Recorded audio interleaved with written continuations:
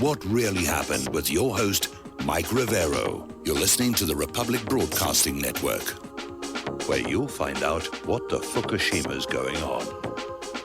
And, pardon me, and aloha, America. Welcome to the show today. It's Tuesday, May 15th, 2018. Getting into the week here, about halfway through the month. And boy, it's a busy news day. We've got a lot of stuff to talk about.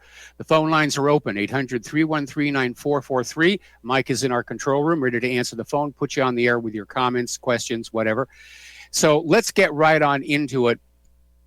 The situation in Israel and Gaza is having repercussions all over the world. Most of the world is appalled at what the government of Israel is doing.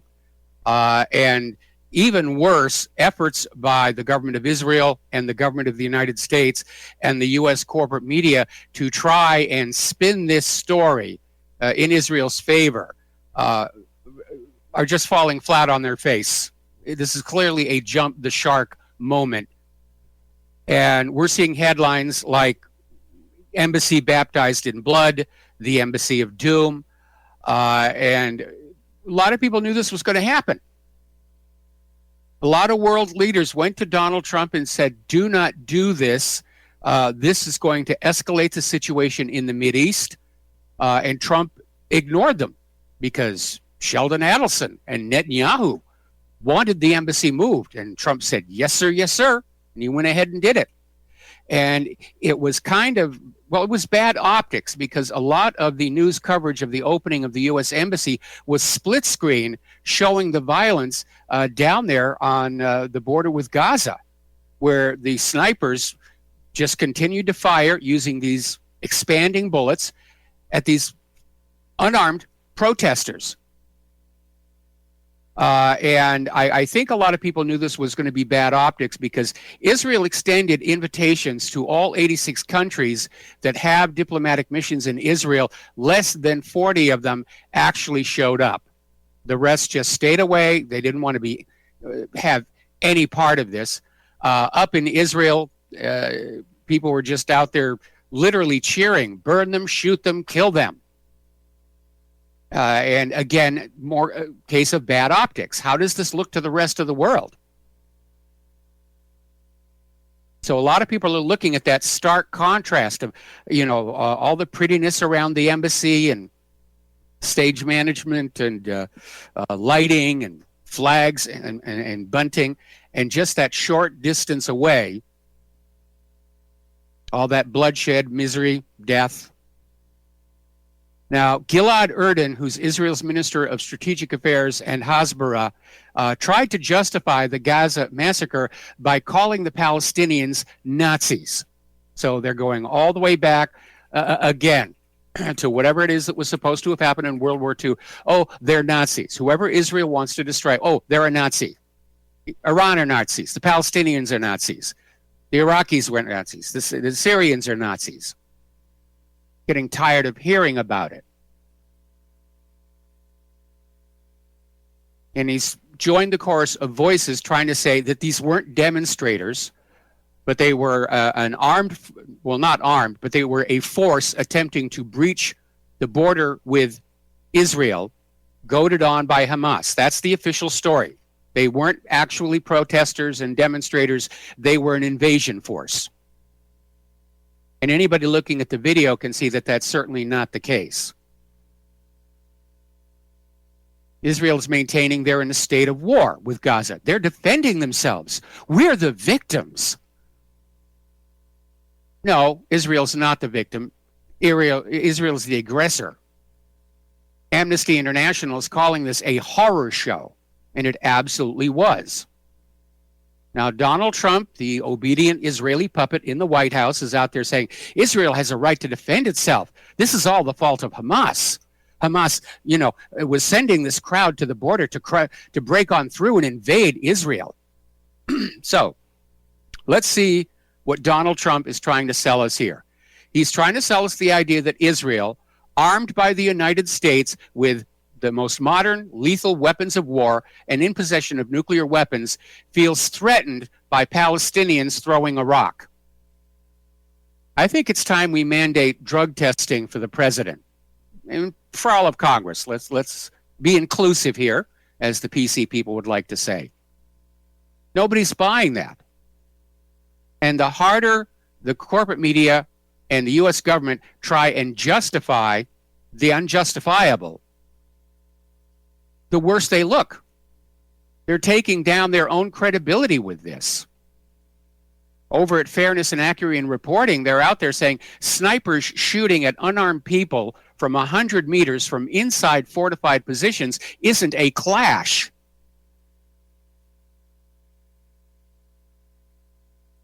And that's what's happening. Israel sent snipers down there. They put up fortified positions, and they just sit there shooting at the Palestinian protesters. That's not a clash. It's not a conflict, and it's not a war. It is a massacre. All right, we're going to do a shout-out now to our on-air affiliates just now rejoining the network. And we're talking about how Israel just basically opened fire on these Palestinians whose only goal, they want their homes back that were taken during the creation of Israel, and that was promised to them by the United Nations. Israel's membership at the United Nations carries with it two conditions. The first condition is a Palestinian right of return to their lands that were stolen 70 years ago. The second condition is if the Palestinians of their own free will choose not to return, that Israel will compensate them for those properties. Israel has complied with neither one of those conditions. And the Palestinians are understandably angry. It has been 70 years. Now, do you remember back when they were building the case for the war against Iraq? Oh, Saddam is killing the Kurds. He's killing his own people inside his own country. And then this constant press for more war in Syria. Oh, Assad is killing his own people inside his own country. The U.S. tends to invade countries whose leaders are killing their own people, except, of course, for Israel. For Israel, it's okay. Kill all the Palestinians you want. It doesn't really matter. But if any other country was shooting civilians like Israel, the U.S. would have invaded by now. So, needless to say, over on Twitter, there's been a firestorm of condemnation and protest. First of all, the bad optics of the U.S. Embassy opening during the Gaza massacre. I mean, that was very provocative to open that embassy on Israel's Independence Day, one day before the Nakba Day. That was very provocative. Needless to say, the Gaza hospitals are completely overrun. The smell of blood is everywhere. They're out of beds. They're already calling it Bloody Monday.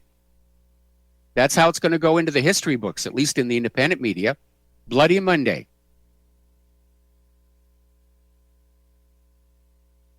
So the Israelis are out there, and the Palestinians are throwing rocks at them, which can't possibly reach those fortified positions 100 meters away. And Israel is responding with those expanding bullets, steel pellets, fire bombs, and tear gas. That's not a clash. That is a massacre. Now, 10 Palestinian journalists have been attacked by the Israeli forces. Israel is trying to keep what's going on in Gaza away from the rest of the world. They failed miserably. Too many people with cell phones. People were able to get past the Israeli army jamming of the cellular system. Too many foreign journalists in there, and Israel doesn't dare shoot them. So it did get out, and people are going to remember that. Israeli forces have killed 2 more Palestinians today. Now, Public Security Minister Gilad Erdan is saying that it's time to resume targeted killings of Hamas leaders. They basically want to start assassinating the legitimate government of Gaza. So there's going to be more blood yet. Now, the reaction around the world is, again, almost universal condemnation. People are saying it's time to hold Israel accountable for all these murders of Palestinian protesters. And don't forget, the day before this all happened, Israel launched 20 rockets into Gaza. They were just really trying to provoke them.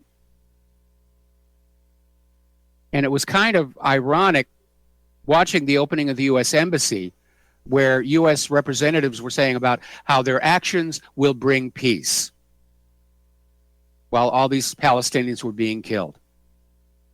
But why is Israel above international law? That's a question everybody needs to ask themselves. We know that Israel has an iron lock on the U.S. government. We're under foreign puppet rule. And nobody should be above the law. No nation should be above the law. That was supposed to be the purpose of the United Nations, to basically enforce international law and deal with rogue states. Now, over in Turkey,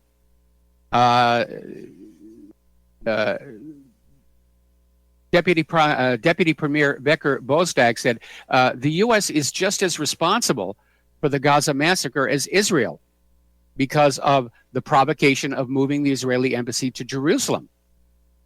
And it's not bringing comfort, security, stability, and peace to the region, as the speeches were saying. It increased the existing discomfort, insecurity, instability, crisis, and conflicts. And there'll probably be many more unforeseen negativities coming out of this. Now, yesterday, Turkey recalled their ambassadors to the United States and Israel. And today, Turkey told Israel's ambassador to Turkey to leave the country. So this has stirred up a hornet's nest. Story out of Russia today. America's Jerusalem embassy for mass murder, occupation, and wider war. And they point out the irony here, that embassies are supposed to symbolize diplomacy and peace. And instead, the U.S. embassy has been baptized in blood. And on the anniversary of one of the most shameful episodes of ethnic cleansing and dispossession over the past century, the 1948 Nakba, which means catastrophe for the Palestinians. And the U.S. government is brazenly siding with the heirs of that historic violence. And as the world judges the actions of the government of Israel, they will also judge the actions of the government of the United States of America. Now, it's come on out that Great Britain is selling a lot of weapons to Israel, including equipment for snipers. So those rifles that the Israelis are using to kill the Palestinians may have been acquired from Great Britain. Now, the gun grabbers like to say that the providers of the weapons share the guilt with those who pull the trigger. If we accept that premise, then the blood of the Palestinians is on the hands of the government of Great Britain. Now, the U.S. media is trying to whitewash all this, poor Israel, they're such a victim, they're so helpless there with their 400 nuclear warheads. And over at Fairness and Accuracy in Reporting, they're pointing out how CNN is trying to spin all this. And they're talking about, 2,400 people have been injured. They don't mention Palestinian. They just go with people to make it look like it's balanced on both sides. They describe what's going on in the border as a clash. We already dealt with that one. No, it's not a clash. And needless to say, the Twitterverse is outraged over the corporate media's handling of this situation. CNN's brand is so badly damaged. The other day, Alex Jones was actually saying CNN may change their name because their brand is so damaged right now. And over on the Twitterverse, they're saying the corporate media is just totally uncritical of anything the government of Israel does. Now, the United Nations put together a draft statement on Israel's use of force against the protesters in the Gaza border. They might as well have not bothered, because Nikki Haley jumped up and went, veto, veto, veto, veto, veto, veto, veto, veto, we veto, veto, veto, veto. So once again, Israel is above international law. Then she went on to say, no country would act with more restraint than Israel has. Then she went on to say, there was absolutely no connection between the movement of the embassy and what happened down on the Gaza border, because Hamas was inciting violence against Israel, long before the embassy move. By the way, not one Israeli has been injured, let alone killed, in all of this. All the deaths are on one side. Every single one. Over at Sky News, there was a bit of a kerfuffle where diplomatic editor Dominic Weghorn and an Israeli scholar, Dr. Mordecai Keter, got into the discussion about the status of Jerusalem, with Dominic basically saying, the UN said Jerusalem is an independent city. It's divided into 4 areas representing the 4 major religions for whom that city is a holy place. And East Jerusalem is supposed to belong to the Palestinians. And Dr. Kedar, who's also a former intelligence officer, accused Waghorn of thinking like an Englishman and saying Palestinians have absolutely no claim whatsoever to Jerusalem.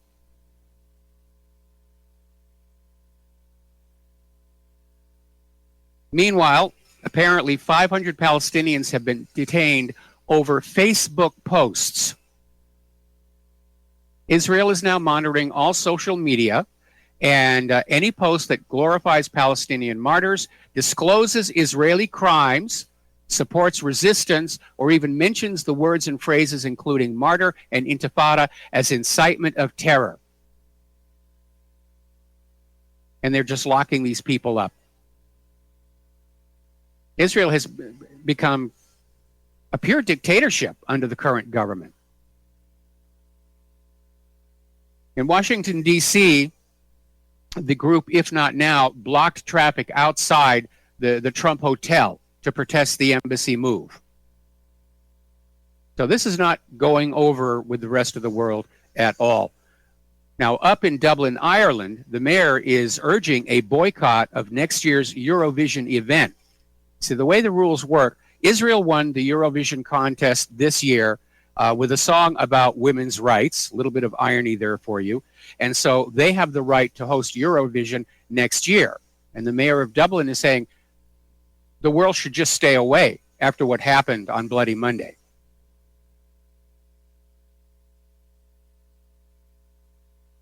Max Blumenthal is out there pointing out that Israel's toxic influence is what's responsible for the U.S. extreme policy in the Middle East.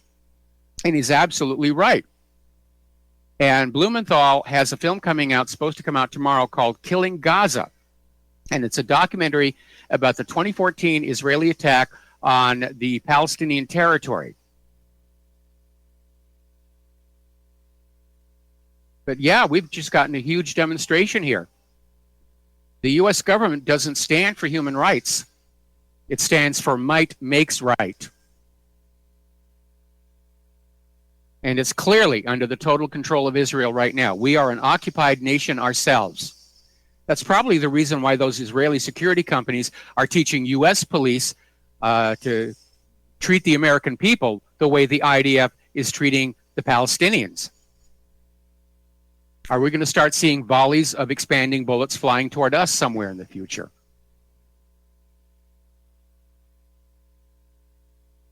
Getting to Iran, there's a question being raised. This is over at the American Conservative. Was there ever really an Iranian nuclear weapons program? And their conclusion, after looking at all the information, is that it was an Israeli and MEK propaganda situation. More about that when we come back. And aloha, America. Welcome back to the show. And we're talking about this question. Did Iran ever actually have a nuclear weapons program? Now, we do know they looked into it, but they quit in 2003. And as part of the groundwork for the P5+1 deal, they turned over all that information to the IAEA. And that's what Netanyahu had on his dog and pony show. None of that was new. It was all 15 years out of date. So the American conservative has concluded that all of this story about a nuclear weapons program was an Israeli MEK disinformation operation. Now, there are 2 points you need to remember. First of all, Israel has been screaming that Iran is weeks away from a nuclear bomb for the last 30 years. MEK is a terrorist group, and Israel used MEK to propaganda launder the so-called laptop of death. This was a laptop which supposedly had been stolen from an Iranian nuclear weapons expert, and it was chock full of all kinds of diagrams and technical information that certainly looked like somebody was getting ready to build a bomb. But then real nuclear weapons experts looked at it and said, this stuff is junk. It's a prop. Somebody went out on the internet, they just web searched for anything about nuclear weapons, and they grabbed everything and stuffed it on the laptop. And then Israel gave it to MEK, and MEK gave it to the world and said, see, Iran is building a bomb. And here's the irony. Trump is talking about regime change in Iran. Guess who he wants to put in as the new government? MEK. That's going to make the Iranian people very, very happy. Now, Tehran is out there saying that if the P4+1 deal collapses, or if it's brought down by the United States, which is already applying pressure to the other members of the P4+1 to get out of the deal, that Tehran is ready to actually start a nuclear weapons program. And apparently they've already contacted China for technical assistance. Trump is determined to get us into a war with Iran. Why? Well, because Sheldon Adelson and Netanyahu want him to. Because the private central banks want Iran enslaved to a private central bank. Because the U.S. government wants Iran's oil to be sold only for U.S. dollars. Now, over in Iraq, there's been a bit of a surprise. You remember Muqtada al-Sadr? Used to hear a lot about him. And then he sort of kind of got sidelined. But while the election results aren't final, it looks like he won the Iraqi election. And that was a real surprise to a lot of people. And that probably means that the United States is going to be asked to leave Iraq, which they won't. And Muqtada al-Sadr better be wearing his Kevlar undies. More evidence has surfaced inside Syria that ISIS and the terrorists were using Israeli weapons, and not just a few, quite a huge pile. I've seen some of the pictures that were coming on out of there. And it includes grenades, RPGs, mortars, and apparently some World War II era machine guns and landmines. Huge amount of stuff out there. And now you know why ISIS and Al-Qaeda never attacked Israel. Israel was their sponsor. Israel was their boss. Once again, we are getting warnings from various intelligence services that the U.S. government is planning another false flag gas attack in Syria as a prelude to a new military escalation there. They're just going to walk back in and do it again and say, yeah, Assad's gassing his people. Forget about all those times it turned out we were wrong. Forget about Saddam's nuclear weapons. This time you can trust us. This time, we're telling you the truth. And you've got to be afraid, because if we don't get Assad, he's going to start dropping chemical weapons all over Disneyland. So we are headed in a bad direction. There's just no two ways about it. And I know Putin is trying to keep things toned down, to keep it from becoming a wider regional or global war. But the forces that want that wider war are numerous and well-funded. They're totally in control. But once they get a regional war going, they're not going to be able to control it. It's going to spin out of control. Good example would be World War I, which began between Serbia and Austria-Hungary. And then it spun out of control, and everybody said, well, Germany's got to be the enemy now because they're an economic threat to Britain and the United States, and it just spiraled out of control. All right, we got to take another break for commercials. We'll be back after these few words. And aloha, America. Welcome back to the show. And rather disturbing story coming out of the Independent in Great Britain. Apparently, Ivanka Trump pushed for her father to bomb Syria, according to diplomatic sources. And there was a cable briefing to Theresa May and Foreign Secretary Boris Johnson by Britain's ambassador to Washington, Sir Kim Darroch, who said Ivanka was influential in bringing about the bombings. Well, I don't remember Ivanka's name being on the ballot in 2016, but everybody ought to remember this very clearly, because there are rumblings that Trump may try and establish a family dynasty, and that Ivanka may run for the White House at some point down the future, just like we're hearing the Clintons are trying to groom Chelsea for a run at the White House. So everybody remember, Ivanka's a war hawk. Now, the U.S. Army is preparing to send Stryker vehicles to Europe. These are somewhat different because they're equipped with rockets, with helicopter and drone killing rockets. And they're getting ready to basically produce 144 of these to counter Russian aggression. They're back to pushing that one here again. Over at Express, also in Great Britain, MI5 is out there. Basically, the chief of MI5, Andrew Parker, is out there saying that Russia is threatening world peace with their unacceptable, aggressive acts. Really? Have you looked in a mirror lately? Russia's not the one who's committing the aggressive acts. The United States is. We're officially in 7 wars around the world, and who knows how many covert military actions. Remember, it took everybody by surprise we were in Niger. But Andrew Parker is out there denouncing Russia's flagrant breach of law to undermine international stability. Boy, there's a case of the pot calling the kettle black.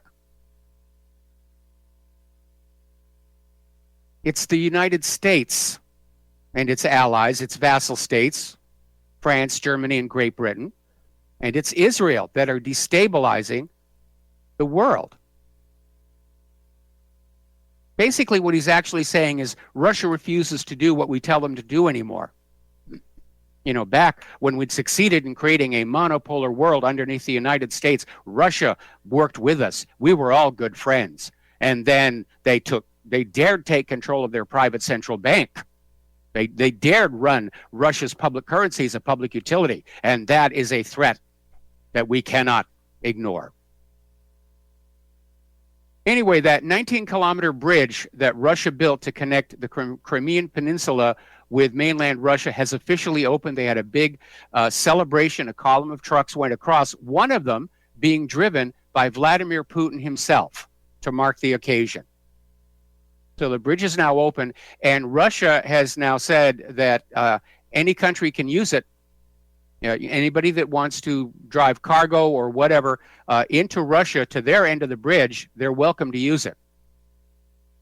I think is a very generous thing to be doing. Over in North Korea, things are kind of flipping back and forth. Originally, North Korea had proposed talks with South Korea tomorrow, May 16th, and they were going to be talking about denuclearization and reunification. Then earlier this morning, there was a report that North Korea canceled the talks because of the ongoing U.S. and South Korea military drills, which Kim Jong-un says is basically a continuation of the dress rehearsal for an invasion of North Korea. And he was upset about that. More recently, we're hearing that North Korea is threatening to pull out of the talks, but the talks may still be on. So that situation is very fluid and dynamic.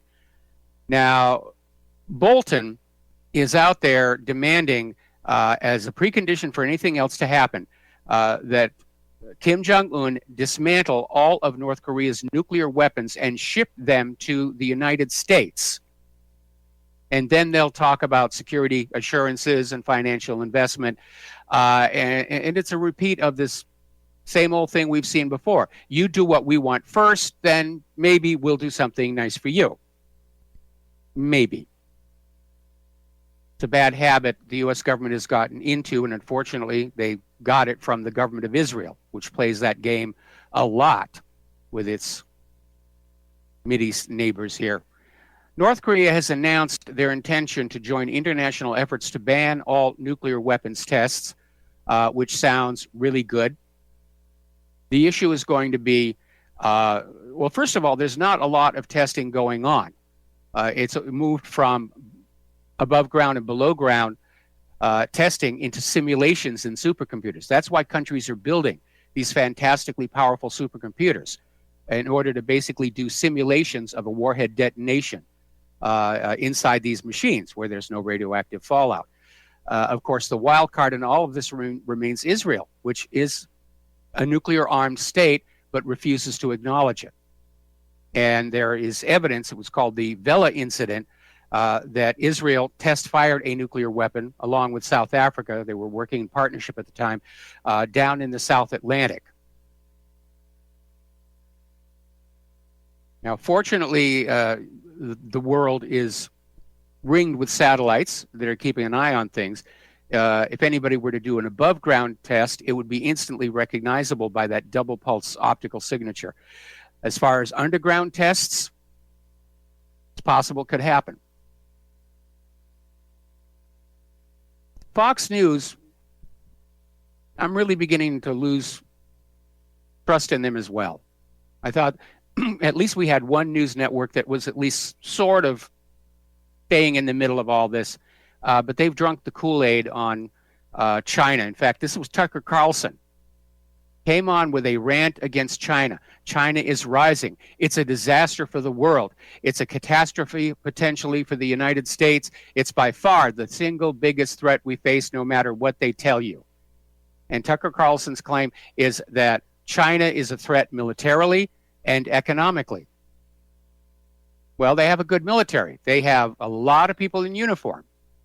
And they're obviously a threat economically because they're a manufacturing powerhouse. And don't forget what led to the targeting of Germany in both World War I and World War II. It was seen as an economic threat to the established order. And I don't like the fact that we are seeing all this talk about needing to deal with China, because China is a nuclear-armed nation, and they do have rockets that will hit the U.S. mainland. Really out of control. All right, let's turn to the domestic politics and look at the Sturm und Drang going on within, well, the FBI. And we're now dealing with these allegations that Comey and high-ranking officials used that fake news Christopher Steele dossier as the basis to obtain a FISA warrant to spy on former Trump campaign aide Carter Page. Now, if the warrant was obtained fraudulently, any information that they got would not be legally admissible. But if the goal was simply to have information to use against him in a more clandestine manner, then it really wouldn't matter. But the warrant gave the Bureau retroactive access to Page's emails so agents could spy on communications from when he was on the campaign. Now we're getting allegations that the FBI planted at least one spy on the Trump campaign to try and dig up dirt or any information about the campaign that could be potentially exploited by the Hillary campaign. So this is probably the most embarrassing incident in the history of the FBI since the exposure of COINTELPRO. Now, Robert Mueller, and by the way, have you noticed the corporate media is kind of pulling away from this whole Robert Mueller story? Because for the last year, they've been pounding the drum about Trump-Russia collusion, and now it looks like Mueller has just run out of any options. That's why he's over there with Stormy Daniels, trying to at least tarnish Trump for an extramarital affair with a porn star and a $130,000 payment, which to me suggests that Stormy Daniels was extorting Donald Trump, making her the villain and Trump the victim in this particular case. But it looks like Mueller is going to basically come up empty on this Trump-Russia collusion. We laughingly call it investigation. And those same TV news networks that have been breathlessly echoing everything coming out of his office for the last year, they don't want to deal with the embarrassment. So you can see them starting to distance themselves a little bit. Now, another significant development is that Donald Trump has made changes to his legal team. John Dowd and Ty Cobb, who were saying, let's just cooperate with Mueller and get it over, they're out. And Emmett Flood and Rudy Giuliani are in. They are very aggressive, combative lawyers. And the Washington Post says the signal is that Trump's team is moving to a war footing. And Trump is looking for a way to just shut this down and get it over with. It has gone on for way too long. There's no question about that. Meanwhile, Republicans in Congress and the Department of Justice are still clashing over that FBI source who aided the Mueller probe. The GOP wants to know who it is. They know it's an American. There's been a lot of speculation who it might be. The Department of Justice is out there saying, we can't reveal sources and methods, even to members of Congress with security clearances. And you're going to get the source murdered, and we just can't give it to you. I think the FBI source who aided the Mueller probe is the spy, and that's what they don't want to come on out. People are still talking about the fact that John Kerry did, in fact, violate the Logan Act, but nothing seems to be done about it. He should be prosecuted. Kerry went on out and conducted foreign policy without the permission of the State Department or the White House, and that is a crime. But again, we live in a nation where above a certain level, you are immune from prosecution no matter what you do. Now, there's a story that's coming on out now that people are starting to look at. This happened back in September 2016, where the FBI initiated contact with Oleg Deripaska, apparently to help structure a narrative of Russian involvement in the Trump campaign via Paul Manafort. In other words, they were trying to create the illusion of collusion, because they knew back then that they weren't going to find anything. But it was a setup from day one. It was absolutely a setup from day one. And you have to wonder why they are still so hot and bothered to get rid of Trump. He's giving them everything they wanted, except maybe the open borders. He hasn't touched the vaccine industry. The elections are still fraudulent. We're at war in at least 7 countries, probably more we don't know about. What more do they want from him? I think it's just out of spite. I think the entire deep state was behind Hillary Clinton, and they're throwing a tantrum that they failed because of those gosh darned American voters. They're just too dumb to know to vote for the people we want in office. That's why we have to rig the elections. We have to overcome the stupidity of the American people who want an outsider or somebody to represent them in the government. What a silly idea. What do you think this is, a democracy? Or even a republic? Over at the White House, there is a continuing issue over the constant leaks. Kellyanne Conway is furious over the recent leaks. And it looks like they're going to crack down. There may be staff changes. People who are suspected of leaking are going to be let go. And given the fact that the FBI had at least one spy inside the Trump campaign, I would sweep the White House for listening devices. And I assume they do that on a regular basis anyway. Don't forget, the FBI has access to the very best. And there are listening devices which will not give themselves away. Ever see a musical instrument called a theremin? It's a box with 2 antennas out of it, and you put your hands near it, and it makes these very weird tones. It was used for the soundtrack in Forbidden Planet. The same guy who invented that developed a listening device that didn't need any electricity and didn't emit any signals, so it couldn't be found. And all it really was a metal diaphragm in a frame, and it was hidden inside a piece of artwork that was presented to a U.S. diplomat by a delegation of school children. It was this beautiful, beautiful wood carving. So, of course, he hung it on the wall. And the way it worked was that the Soviets basically fired a microwave beam into the embassy at this piece of artwork at an angle. And then they set up a receiver where the reflected signal would come on out. And any words said within that room would vibrate that metal diaphragm and modulate that microwave beam, and they would have the conversation. So if there's one of those inside the White House, the regular security sweeps are not going to find it. Trump is out there basically saying the leakers are cowards and traitors. I don't know that they're cowards because it's risky doing what they're doing. I'm not sure it is technically treason, but it is certainly disloyal. And it betrays a problem with the White House staff. And it goes all the way back to when Trump took office and he wanted to be magnanimous in victory. And he said all those Obama holdovers could stay. And he just assumed that they would be loyal to him. And that may be the way it works in business when a new boss comes on in. But it's not the way Washington, D.C. works.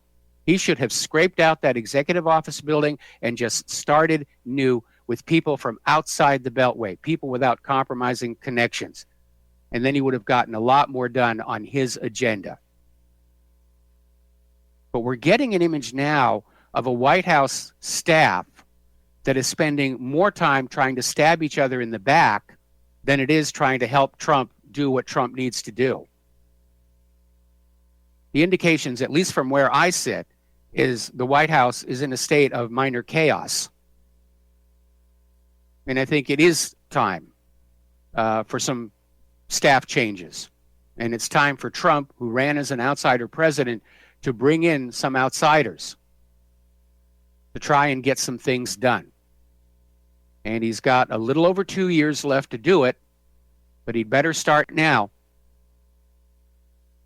All right, we're going to take another break for commercials. We'll be back after these few words. And aloha, America. Welcome back to the show. We're going to go to the phones now to Chuck in Texas. Aloha, Chuck. Welcome to the show. What's on your mind? Thanks, Mike. Well, you asked the question, why are they still, quote, going after Trump when he's giving them everything they want?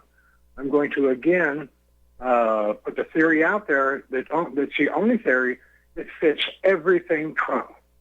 There never was a threat to Trump from the, quote, deep state or the Democrats or anyone else. This is all pure theater. When you apply that this was all planned, we're going to keep the people following you while you do our agenda by making them think that the enemy, of my enemy is my friend, and you continue our agenda. We'll make all this noise. Nobody's going to go to jail. Nobody's going to be arrested. There's going to be no major embarrassments to Israel. It fits every one of those scenarios right down to why is Jeff Sessions still there. It's the only theory that works. That there is no threat to Trump, never was a threat to Trump. This is all Washington theater to keep the conservatives supporting Trump while he sells us out. Well, the only flaw with that theory is the assumption that all of Washington, D.C. is moving as a single unit and following a single plan, when the available evidence right now is that the federal government is badly factionalized and engaged in a massive cover-up of things that went on when Hillary Clinton was Secretary of State, when Obama was president, going all the way back to George Herbert Walker Bush. What we're seeing are factions who are basically fighting back and forth for more influence and control.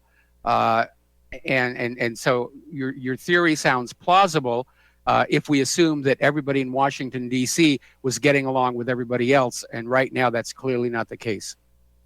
But what we're being presented, but again, no matter what happens, nobody's arrested. Congress makes no progress against Hillary or the FBI or anything. Nothing happens. It's all just noise, and distractions. It's been too long now for this to have been going on without Trump firing Sessions. So you're not going to do your job, you're out of here. Just the whole thing.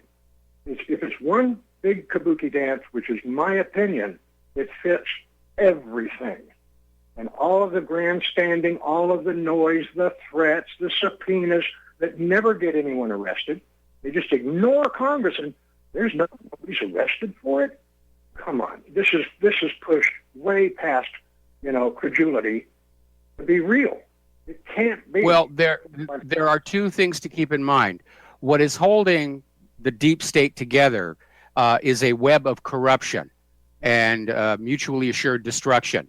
If Hillary was saying it herself, if I go down, I'll take everybody else down with me. And that's why people who don't even like Hillary Clinton are working very hard to keep the lid on what was going on with the Clinton Foundation and that email server. The problem with Donald Trump is he's turning out to be somebody who can be very easily manipulated. He's apparently susceptible to flattery. We reported just earlier in the show, his daughter Ivanka apparently convinced him to bomb Syria. So that's not a sign of a strong leader. When your kid comes up and says, I think you should bomb Syria, and daddy says, well, okay, anything for my little darling. But I think everything you just said actually proves my point. Well, we're going to have to disagree. We're going to have to agree to disagree on this one.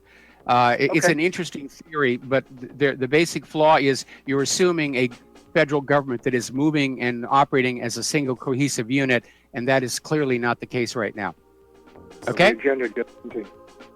All right, we're going to take a station break. We'll be right back. And aloha, America. Welcome back to our show. And a reminder that the Front Sight Academy promotion has been continued until June 2nd. And I know the spots here on the RBN are saying May 5th. It's now June 2nd. So you still have a chance to get in on this deal. It is a wonderful deal for anybody who's a shooting enthusiast.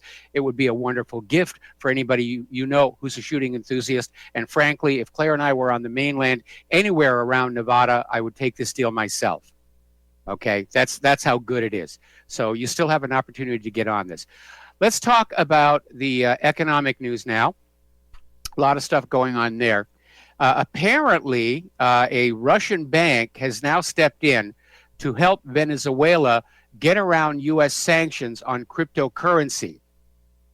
Now, last March, Washington prohibited trade in the petro in the U.S., with Trump calling the cryptocurrency a scam supporting a dictatorship, which is not true.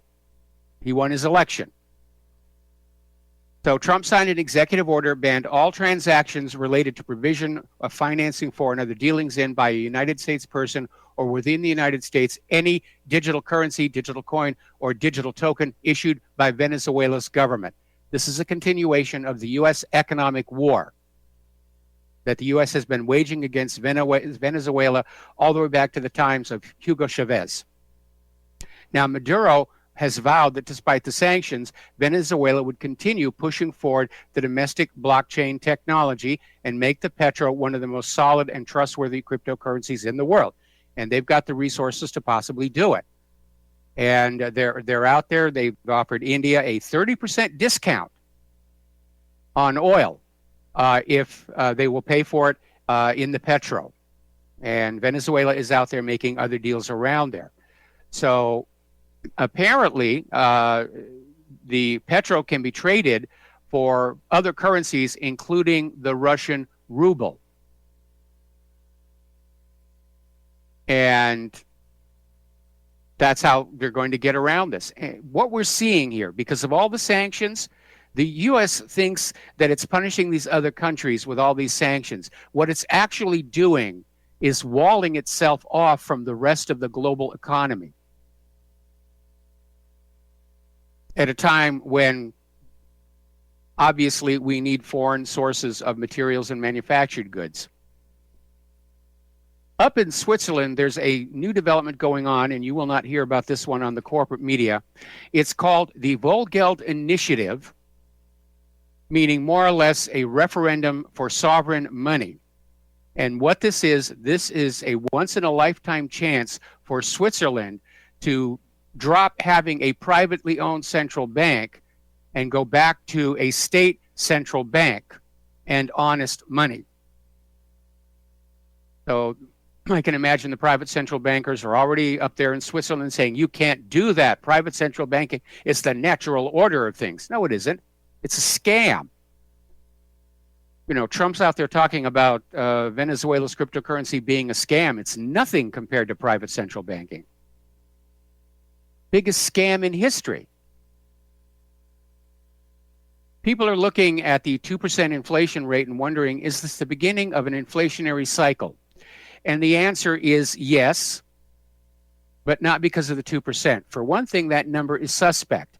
The United States calculates the rate of inflation without including food and fuel prices, which is where inflationary pressures start to show up first.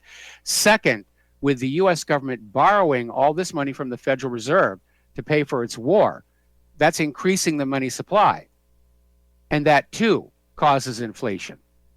So, yes, I'm afraid we are going into an inflationary cycle. We're going to be looking at much higher food and fuel prices, higher prices on everything. And that's going to be a hammer blow for people who are trapped in these low-paying jobs.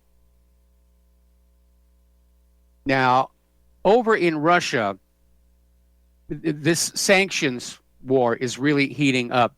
The Kremlin has apparently just passed a bill that makes it a criminal offense for anybody in Russia to comply with Western sanctions against Russia.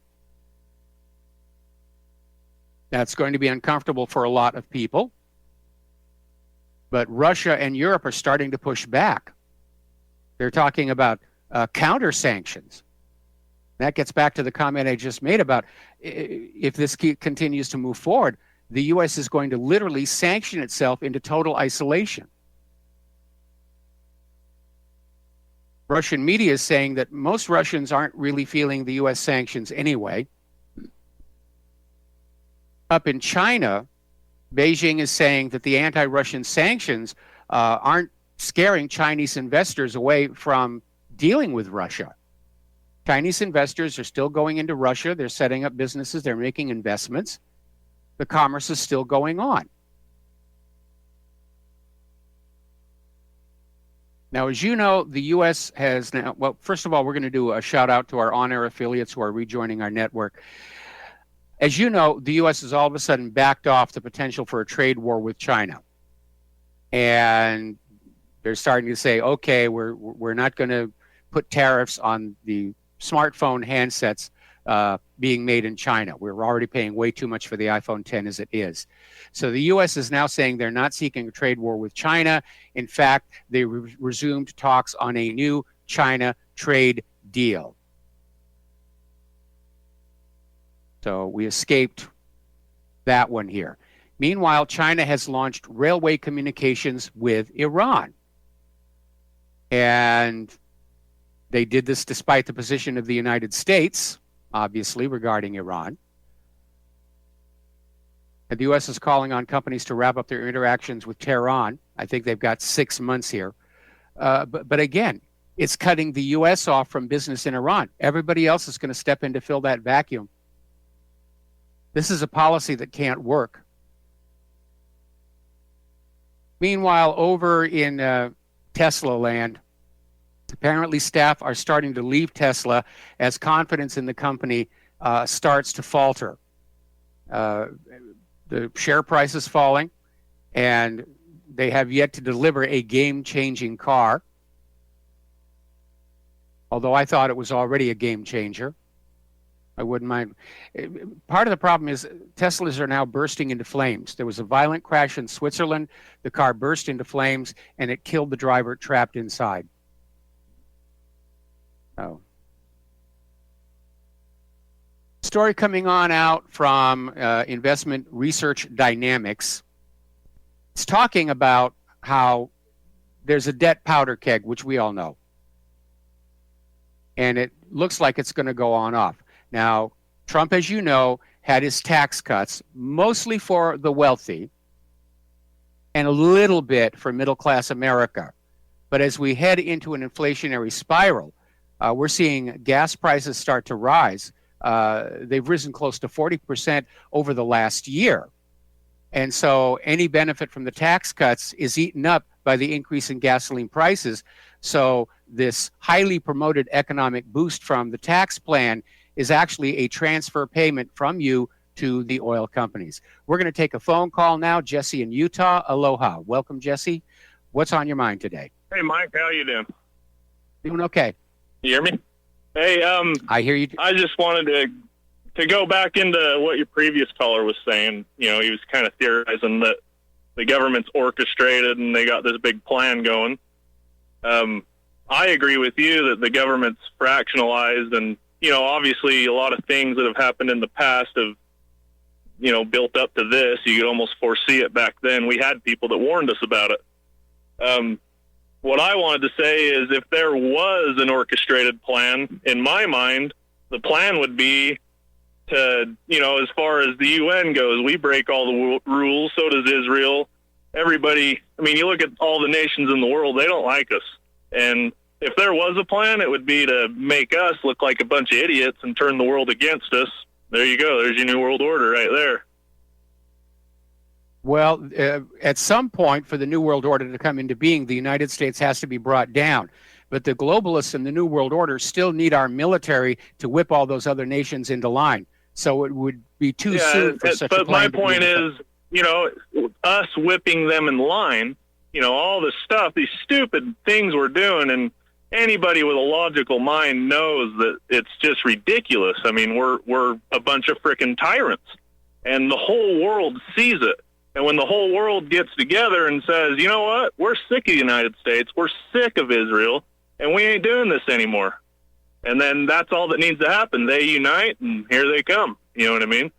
That's just my theory, if there was a plausible theory, you know?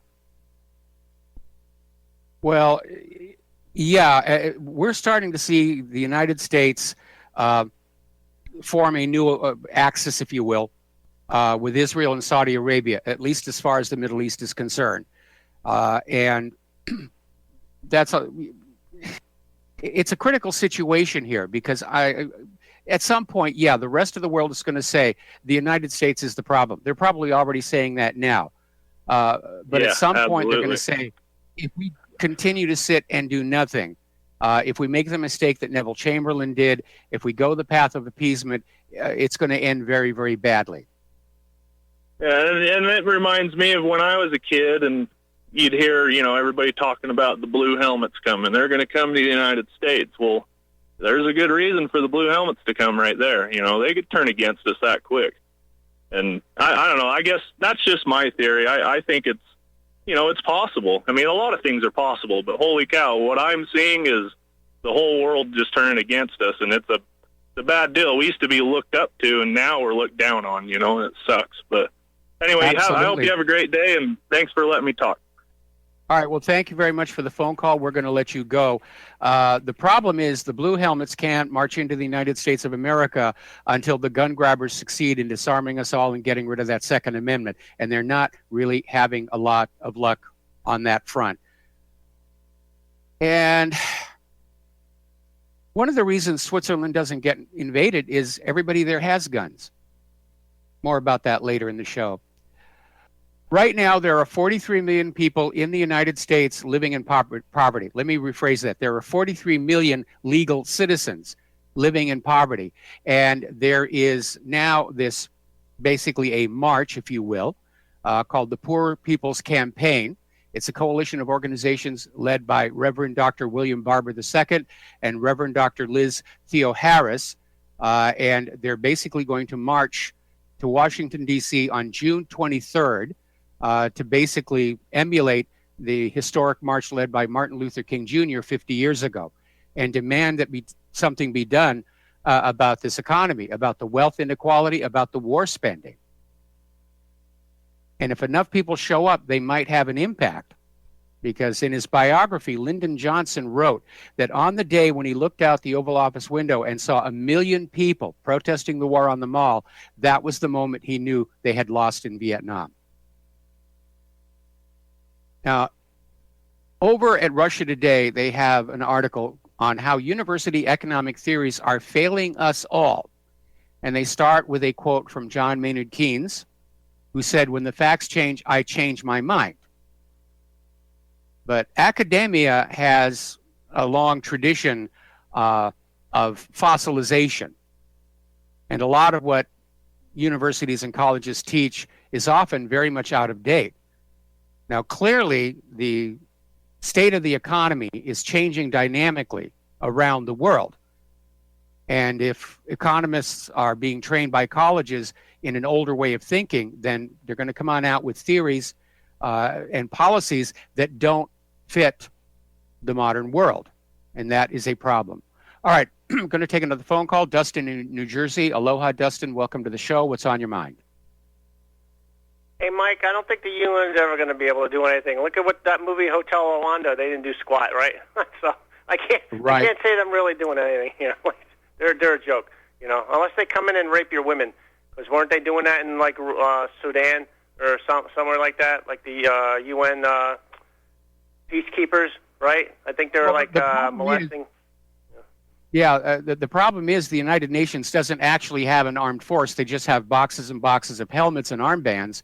And what they'll do is they'll basically borrow somebody else's army, which may be good or bad, and they'll send them into this other country. And the United Nations image has been much tarnished by all these stories of abuse of the indigenous civilians at the hands of the UN, supposed UN soldiers. Yeah, I don't think the world looks down on us. I just think the world just looks away from us now. you know what I mean? Like to look down on you is to be, you know, I don't know. It's just all messed up, Mike. Now, like it's just a joke. You know, like the whole. Hey, Mike, can the next president just like not like can he like close like the embassy in Jerusalem? You know what I mean? Yeah, he could.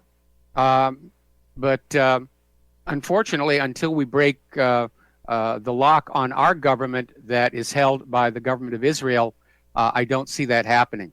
We're basically going to have to let this country collapse and then restart it. And one of the new rules we're going to have, along with no more private central banks, is no dual citizens allowed in the government. Other nations have laws like that. And a lot of tar and feathers. Yeah, lots of tar and feathers. We need that too.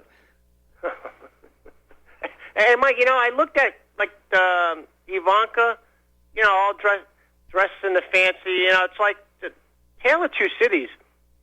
You know, these people live in a bubble. They're all on one side, all highly dressed and giggling it up. On the other, you see like shooting people in the head. It blows my mind. It is a lot like Tale of Two Cities. And that Jared Kushner, I don't like him at all, Mike. He like reminds me of a car salesman. He's a very slick operator, like Netanyahu, slick Willie too. You know. Yeah, but that parallel about Tale of Two Cities, that applies here in the United States. We have this incredible wealth disparity. We have, you know, these billionaires looking out their windows and you know, sneering at people living at the edge of poverty, turning their noses up because they don't like the smell of the sweat we've all worked up, making them rich.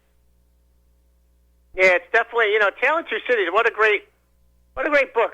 Like, it just explains everything. Even the movie Metropolis, that explained Tale of Two Cities, right? Like, you know, you had the workers down below under the ground, and you had all the people enjoying their fruits above the ground. You know, it's just like now. You know, and that movie was made, what, 1913 or 1923, I believe, Metropolis, in the 20s in Germany. You know, yeah, like, I think it was 1923. And Mike, I wanted to switch real quick, like before you leave that, if you ever get a chance to see the original uncut Metropolis, you would be amazed how much freedom they had back in Germany in 1923. There's actually a lot of nudity in that movie. It's all cut out though when it's broadcast on American TV because, you know, we're not allowed to look at things like nipples. I bought the Blu-ray version, the one that was, they found the footage in Brazil. They found a lot of different footage all around. They pasted it together. And the footage is missing because it was damaged, so they would post-it like notes in there, you know, to tell you what that scene was about because it was either too damaged, you know, from over time. Yeah.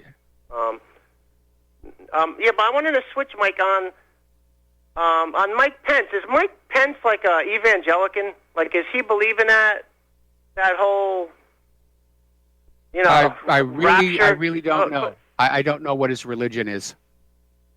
Because, it's like you get people calling, they're very, like, some of the people are like, that one guy, Dennis, called and was pretty religious and the end of the world. And you get people calling end times and this or that.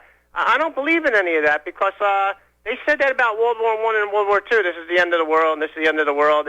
The end of the world comes when you're dying of leukemia from the blast or the blast. That's it. You don't want to push it to be the end of the world. That's what some of these people believe, though, right? Like the evangelical, the Zionists, they believe to bring the end of the world to help God. Like it's a cult, like, right? I mean, it's bizarre. There are several religions that have that. Sarah Palin's church is one of those. They think that if they help set the world on fire, Jesus is going to come down and invite them all up to the big house. You're right. History is filled with failed predictions for the end of the world. Anyway, listen, we got to take a break for commercials, and we will be right back. And aloha, America. Welcome back to the show. We're going to go back to the phones. Lisa in Pennsylvania, aloha. Welcome to the show. What's on your mind? Hello? Am I on? You're on the air. Hello? Oh, okay. Hello. It sounded like we had a little problem. Anyhow, first, I wanted to thank you for your thorough coverage of the Israel situation. You really painted a picture there with Ivanka, being all excited about this embassy thing at the same time the horrible stuff's unfolding. And on that note, I have a question because I've heard this and I don't know much about it. I thought you might, about Israel's nuclear capabilities. I've heard of something called the Samson option. Have you heard of this, and could you explain it? Yeah, basically the Samson option is an implied threat by Israel that if it's attacked, it's simply going to fire their nuclear weapons in all directions and even to Europe. And this all goes back to one of the former leaders of Israel saying that Israel must be a mad dog so that people will leave us alone. And the strategy did work because now all of the world sees Israel as a mad dog. Wow. And then also the Ivanka situation with, whenever you just mentioned a little bit ago that she urged him to do the bombing. That didn't surprise me because if you remember the first time he did the Syrian bombings from supposedly because of the children being gassed and all, she also urged him on that one. Yeah. Or maybe I think it was Syria. Yeah, whenever they claimed that Assad was gassing his own people and the children and all, and she supposedly ran in and, told him how upset she was or whatever, and then he did it. So it's very upsetting, but I won't keep you. I just wanted to thank you. And thank you for clearing up. Absolutely, yes. And thanks for the Samson option. I never know what's true or false. And I just had a few minutes to look it up, and it looked true, but I just wasn't sure. Well, here's the situation. Again, it's a double standard. Ivanka was out there saying how terribly upset she was about all those poor people who were hit with the gas attack, which turned out not to exist. But she's oblivious to all the people who were being killed in those missile strikes. And remember, the one that they did a year ago, half those missiles went someplace else. They completely missed the intended target, but they sure as heck came down somewhere and probably killed a lot more civilians than were supposedly injured in that false flag gas attack. So very duplicitous young lady. And the point is, you should remember this about Ivanka Trump in case she runs for office down the road, because we just got to look at her true nature. Absolutely. Okay, thank you so much. I appreciate you taking my call. All right, thank you very much. The phone lines are now clear here. Getting on back to the economic news, a lot of people are saying California is in serious trouble. And nobody should be following California's example anymore. Wasn't all that long ago when California was supposed to be the heart of America's future. They had a huge economy there. They could be their own nation. It's all gone. They're bankrupt. They're in debt. Massive unemployment.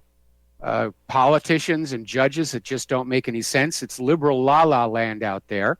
The power grid is crumbling. The taxes are crippling. And they've got these sky-high real estate prices. And as a result, Californians are leaving the state. They're heading east to a better territory.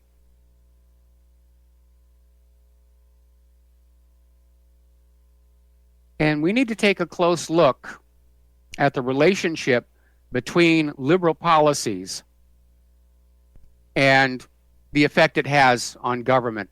Because you look at America's worst cities, they're all Democratic, liberal strongholds. And it's another reminder that liberalism is a failed concept, because they're always guided by what they dream could be, rather than dealing with the reality of what actually is around them.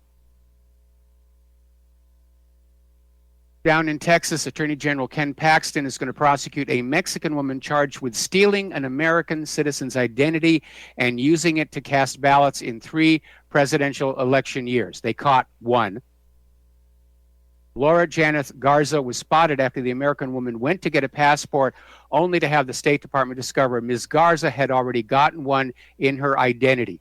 Federal officials alerted Texas, which conducted a probe, and found Ms. Garza illegally registered and cast ballots in 2004, 2012, and 2016. Now, I wonder who put her up to this. I wonder who went down to this person and said, steal an identity and vote illegally. I mean, the Democratic leadership has openly admitted they depend on illegals voting to hang on to power. The election laws be gosh darned. We'll be right back after this break. And aloha, America. Welcome back to the show. And in response to that earlier phone call about Mike Pence, one of our listeners wrote on in. Pence describes himself as a born-again evangelical Catholic. So that basically settles that. Getting on over to Great Britain, the Democratic Unionist Party is talking about basically bringing down Prime Minister Theresa May because she continues to backtrack on Brexit. Is clearly not really all that dedicated to the idea, despite what the British people want. And basically, the Brexiteer told Julia Hartley-Brewer that the Prime Minister needs to be careful about backsliding on Brexit because the Democratic Unionist Party, along with pretty much the entire Tory benches, are getting frustrated. They want this to happen. This is supposed to happen. And apparently there are concerns that Theresa May is pushing for this trade-destroying customs partnership that nobody really wants. And it's already been figured out. This will cost Great Britain a huge amount of money. And that's what Brussels wants. The reason Brussels is fighting Brexit is they need to bleed the British taxpayers for money to prop up the rest of the EU. Because so far, under the predations of the European Central Bank, all those member nations are in trouble. And Germany and Great Britain have been carrying the load. And Germany's not going to want to do it alone. Meanwhile,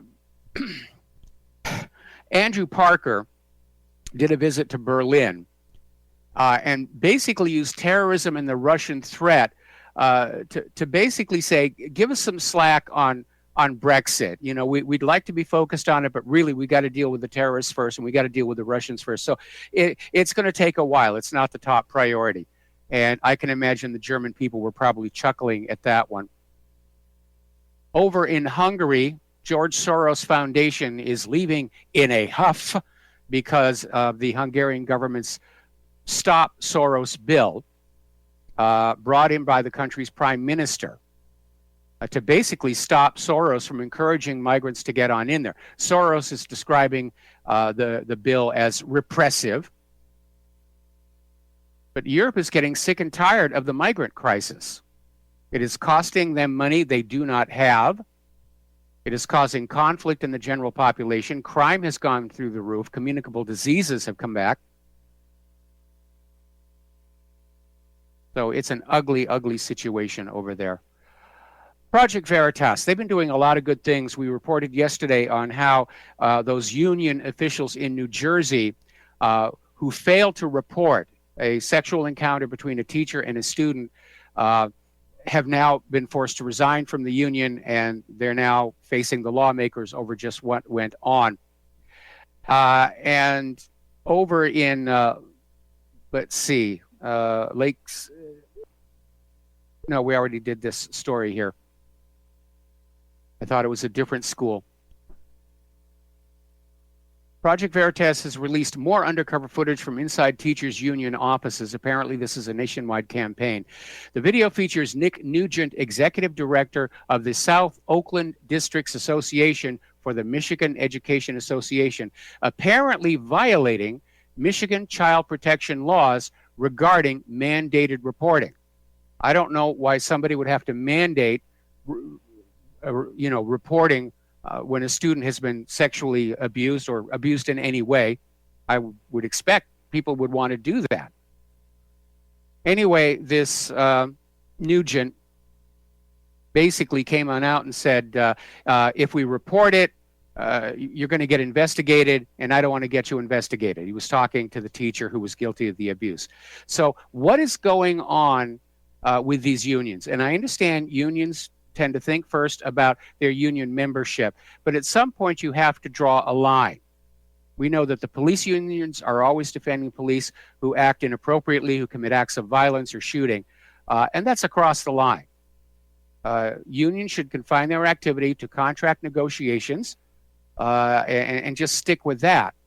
But when you obstruct justice, then you've committed a crime as well, whether it is not reporting on child sexual abuse at the hands of a teacher, or police officers who are basically shooting people who don't need to be shot. Now, I wanted to do this story. Oh, no, we've got a caller waiting on the line here. Tom in Pennsylvania, aloha. Welcome to the show. What's on your mind? Tom, are you there? Hello? No, I'm John. You're on the air, Tom. Okay, I wanted to talk about a little bit about the North Korean nuclear program. Yes. Yeah. Donald Trump is taking credit for having them denuclearized. Is that right? Well, yes, he is. Obviously, U.S. pressure was part of it, but a lot of the pressure came from China, who is North Korea's major trading partner. And China apparently called up Kim Jong-un and said, you've got to tone this down or there will be a war on the peninsula, and nobody is really going to be happy about that. But Trump is out there basically trying to take the complete credit for it all. But he had help from China. Yeah, I don't know about that. Well, what I see on Google Maps and the last nuclear test he did, I think it collapsed the mountain and crushed his whole facility. I don't think it crushed the tunnels. But some of the tunnels are still operational. What they're going to do to shut that facility down is they're going to dynamite all the tunnels to close them, and they're going to dismantle all the support buildings that are located basically away from the actual test site. Okay. I was just wondering about that. I thought he came to say we're going to denuclearize because he lost all of his equipment and stuff. He lost the test site. He lost the test site, but obviously the uranium centrifuges and other processing and the fabrication facilities are still there. And by the way, Bolton is insisting that those all be dismantled and shipped to the United States as well. Oh. Okay. I just wanted to say that little piece. All right. Well, thank you very much for the phone call. We're going to let you go. Anyway, I wanted to do this next story yesterday, being the day after Mother's Day.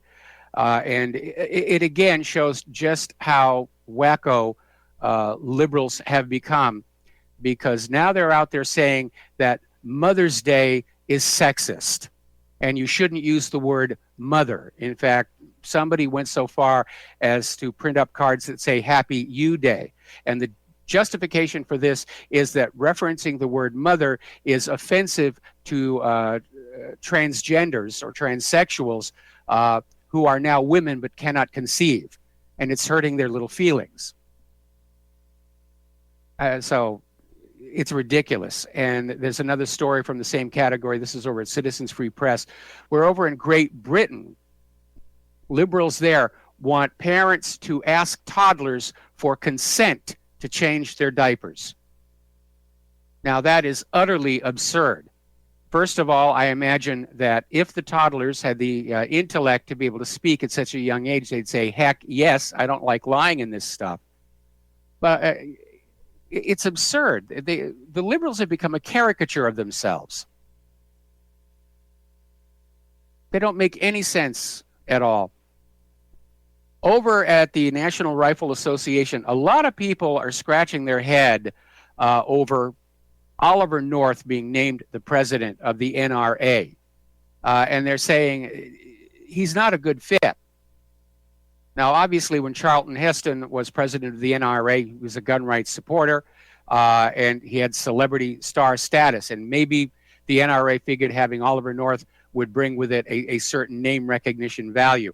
But they may have miscalculated, because anybody who knows about Oliver North understands that he had worked with the CIA to covertly import weapons to Iran as part of a scheme to illegally fund the CIA-created rebel force in Nicaragua. That whole Iran-Contra scandal, Oliver North was right in the middle of that.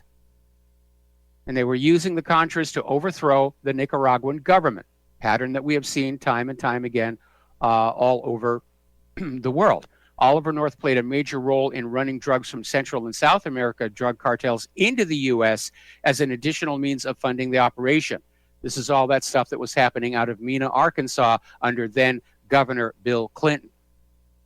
Is everybody in the government a drug dealer, a drug runner, rather? So a lot of people are saying, why are we having a drug trafficker who was arming terrorists, gun running to terrorists? Now he's president of the NRA. I think it was a bad move. The optics are not good. I think it's going to be a PR disaster. In fact, ultimately, I think the gun grabbers are going to use this against the NRA. Look who they picked as a president. Boy, that just shows those gun nuts really are nuts after all here. Now, over in Switzerland, apparently Switzerland is in the crosshairs of this international gun control program. We're seeing it in countries all around the world, not just here in the United States of America. And basically, they are getting a demand from Brussels to disarm the Swiss people. Now, the Swiss have a long tradition of everybody having guns and everybody knowing how to shoot, and they don't want to give up their guns. Now, here's where it gets kind of tricky. Because of their long tradition of sovereign independence, Switzerland never joined the European Union, but they did sign the Schengen Open Borders Agreement, and Brussels is trying to claim that merely by signing the Open Borders Agreement brings Switzerland under Brussels control. And I think Switzerland is going to tell them, no, we're not going to do that. Down in Texas, it really is just getting absurd. I look at stuff like this and it gets more and more absurd. Apparently, an autistic student in Texas was actually arrested for playing with an imaginary rifle. Fifth grade autistic student at Conroe Independent School District's Bozeman Intermediate School, 12-year-old David Sims, was just playing with an imaginary rifle. And apparently a teacher felt threatened by the imaginary rifle and called the police, who handcuffed this fifth grade student and took him into custody. And the parents weren't even notified until after the kid was already in jail at the police station. The kid was just playing. And apparently make-believe is now considered inappropriate behavior. Now, what they're trying to do is traumatize kids against guns.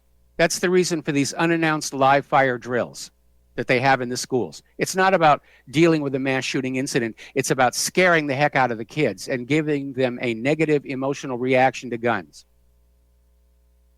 And the reason we know this is look how the drills are different. When there's a fire drill, it's announced ahead of time, and you are told what you will do when you hear the fire alarm. When the fire alarm goes off, you will get up, you will go out that door, you'll go walk in this direction. That's how you do a drill, so that everybody knows what they're doing when it happens. These so-called mass shooting drills are unannounced. You just have a bunch of people showing up with guns with very loud blanks in them, running around the school and firing them, and just scaring the heck out of the kids. And it's to give them a negative association with guns. Traumatize them. That they grow up, and every time they see a gun, they wet themselves. All right, we're going to take another phone call. Mark in North Carolina. Aloha. Welcome to the show. What's on your mind? Yeah, how you doing, Mike? Mike, I think yesterday you also talked about, American Made, the movie American Made, about Barry Hill. Well, that was only the tip of the iceberg. The best movie about that would be Kill the Messenger, about the late, great news reporter, Gary Webb, and what befell him. And in that movie, he brought out the fact that Holly North was basically bringing in drugs into the United States, was in charge of that. Also, if you read Roger Stone's book, the Bush crime family, well, they're connected, and also said that's how they were bringing drugs in, and Holly North was one of the headmen, and actually ordered, Quentin Stone, he actually ordered the murder of, actually it came from Bush, from George H.W., and he carried it out with Colombian hitmen, the murder of Barry Seal. But what people have to know is this is just the tip of the iceberg for Iran-Contra. And what really happened is all these drugs coming into the United States pretty much were responsible for the crack epidemic we saw in the 80s and the 90s. Yes. A lot of people don't realize that. I didn't realize that myself until I did a little research on it. I used to think Ollie North was a great man. I thought he was, a real American patriot. But, I have an open mind. I find things out, and when I get confirmation, when one thing adds up to another, I realize that this guy was really a dirtbag. And I think the NRA should be ashamed what they're doing, making him the head of the NRA. They're giving. You're right. They're giving ammunition to the enemy, to the anti-gun enemy. Because I'm all for the.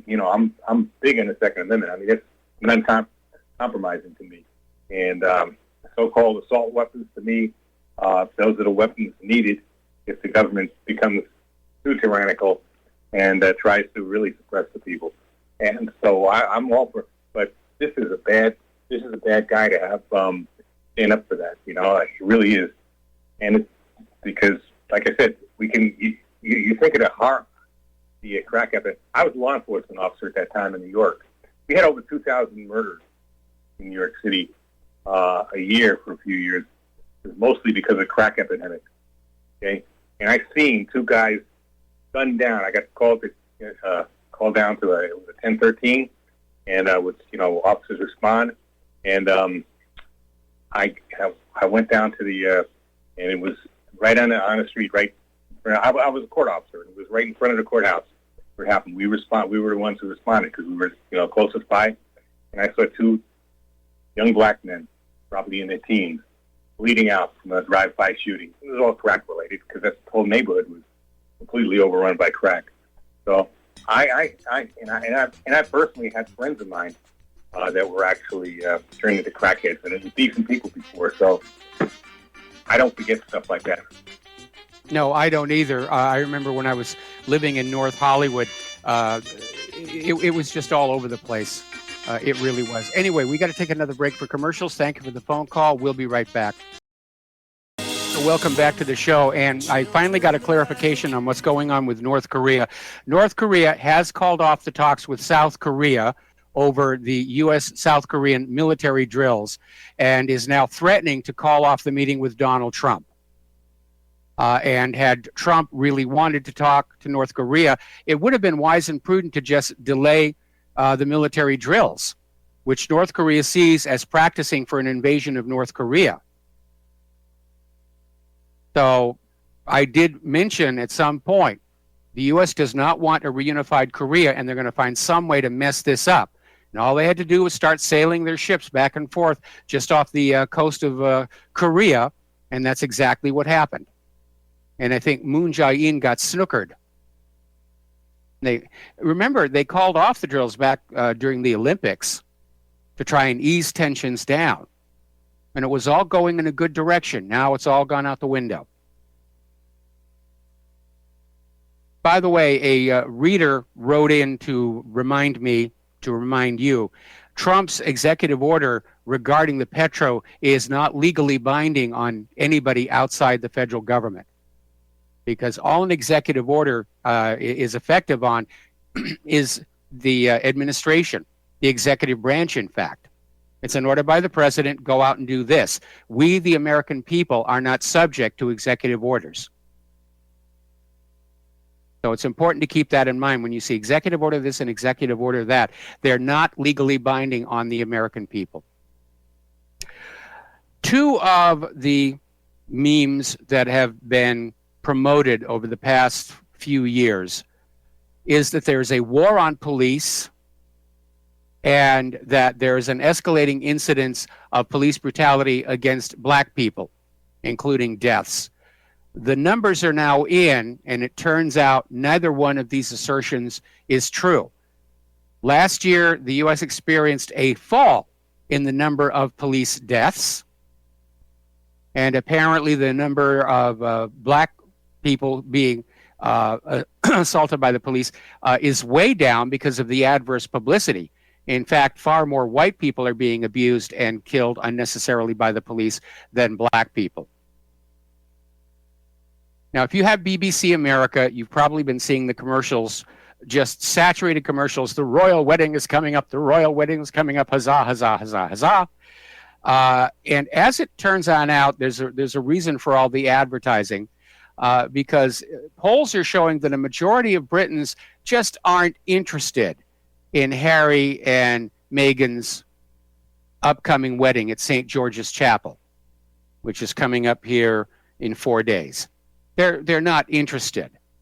A lot of Britain is starting to really sort of move away from the idea of a royal family. Now, you need to understand the royal family are very wealthy. They don't actually have any power and authority.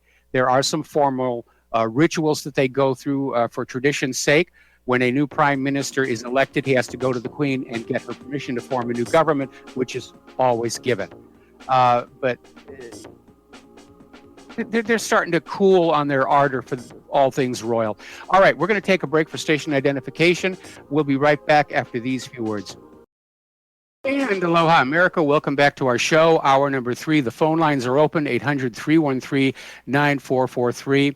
And getting on back to Great Britain, once again, Sergei Skripal's niece has been denied a visa by Britain to visit her relatives.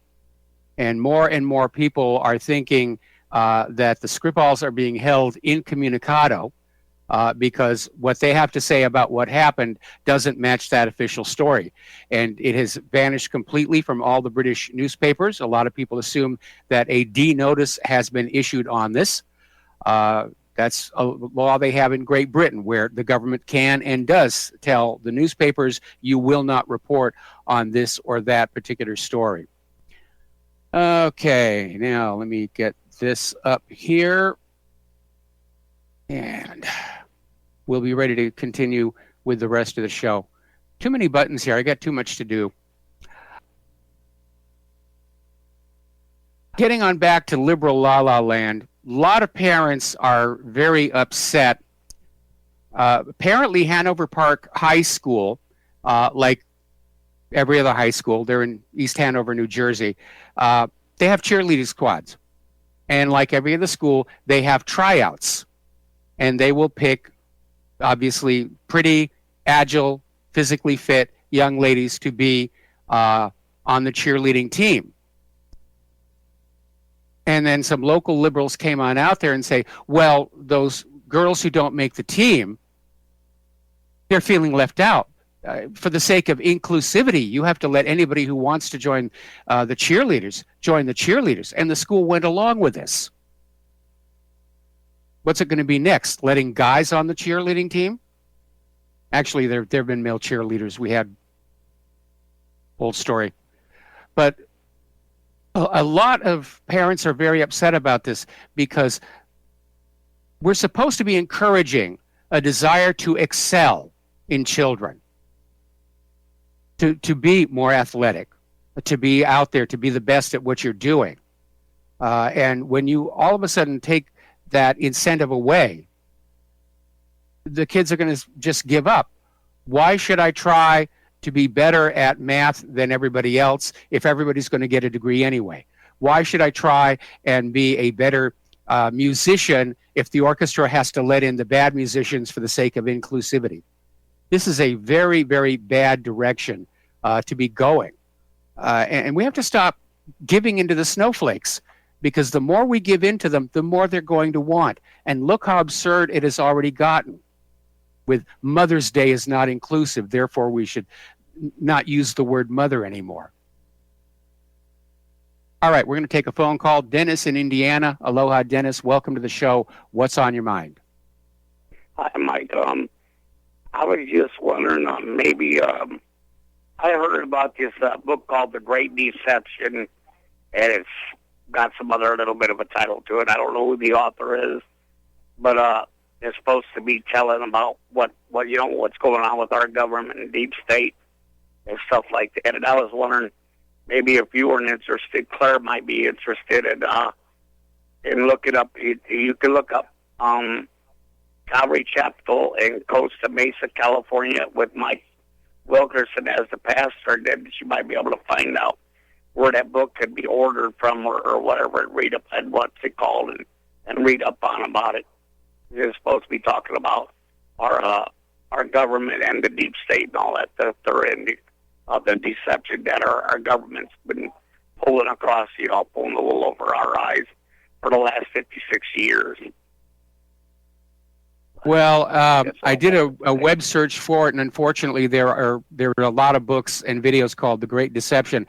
I'm going to have to narrow it down, but I'll try and find it. But a lot of this stuff that is likely to be in the book is what we've been covering on my website and the radio show for the last 24 going on 25 years. Yeah, it's just a new book that I heard. I couldn't hear the rest of the title, and I just know some woman named Jen has something to do with it. Well, I'm not familiar with the book, so I really cannot tell you. Okay, anything else? Okay. No, that's all. All right, well, thank you very much for the phone call. We're going to let you go here. And, boy, it's a tough time for airliners. Apparently there was a flight to China. One of the cockpit windows blew out completely and almost sucked the pilot out of the plane. And I don't know who made that aircraft or who was maintaining it, but they're cutting safety too short. There's no question about that at this point. Meanwhile, a Southwest airline plane was forced to make an emergency landing Saturday when the cabin started losing pressure, and the plane is now undergoing a maintenance review. This was on flight 861 from Denver to Dallas, and there were more than 100 passengers on board. And around one of the passengers said the oxygen mask came down. Passengers were told to put them on because the cabin was losing pressure, and this happened just 30 minutes outside Dallas at that point. Now, speaking of airplanes, for some reason, somebody decided it was time to put Malaysian Airlines Flight 370 back into the news. Now, if you remember, this is the airplane that just simply vanished over the ocean, and they're still out there trying to come up with explanations. So, over at the Daily Mail, they have this article, how MH370 pilot avoided being detected by radar for hours to ensure the plane was never found, as aviation experts claim he committed mass murder-suicide. They had the same excuse for the Egyptair Flight 880 when that was taken down under suspicious circumstances. Now remember, there was a report from workers on an oil platform right underneath where the MH370 transponder stopped working, and they said it looked like it accidentally got shot down, and there was a joint Thai-U.S. military exercise in the area, and it's not like the U.S. hasn't accidentally shot down planes before, like the Iranian airliner or TWA 800. But they're still out there saying, yeah, he just flew the plane, evaded the radar. He didn't want the plane to be found. If he's committing suicide, why would he care if the plane was found or not? And if he wanted to commit suicide, he would have just put the plane into a nosedive. This story is nonsense. Now, if in fact the plane was not shot down in a military accident, and by the way, the United Nations says this has happened 26 times, most of which remain highly classified, then it makes sense this pilot had a destination in mind. And when this first happened, and there was no sign of the aircraft, I speculated that because spare parts for this model aircraft are in such short supply, that it may have been hijacked. They may have paid this flight crew, to basically get on up there at altitude, depressurize the cabin to put everybody to sleep, and then fly the plane somewhere where it was simply stripped and the parts put on the world spare part market. That's one possible explanation. But this story doesn't make any sense. If he's committing suicide, why not a nosedive? If he's committing suicide, why does he care if the plane is ever found or not? And why did they even bother putting this out there? Is some other piece of information about Flight 370 about to hit the news cycle? Okay, let's take another phone call. Glenn in California. Aloha. Welcome to the show. What's on your mind? Hi, Mike. This is just a little switch in topic, and bear with me for just a minute. There's a good point here. I used to work for a company, the Ken Blanchard Companies. It was a management training development company that worked with all the big American Express, Microsoft, Apple, etc., and training the management to support their teams. And, it's really good programs. Anyway, after 9/11, the company took a huge hit, and they were facing possible layoffs. But what they did is they took a vote and decided that everybody over a certain income would take like a 20% pay cut so they didn't have to do any layoffs. And they managed to bring the company back to profitability within a few years.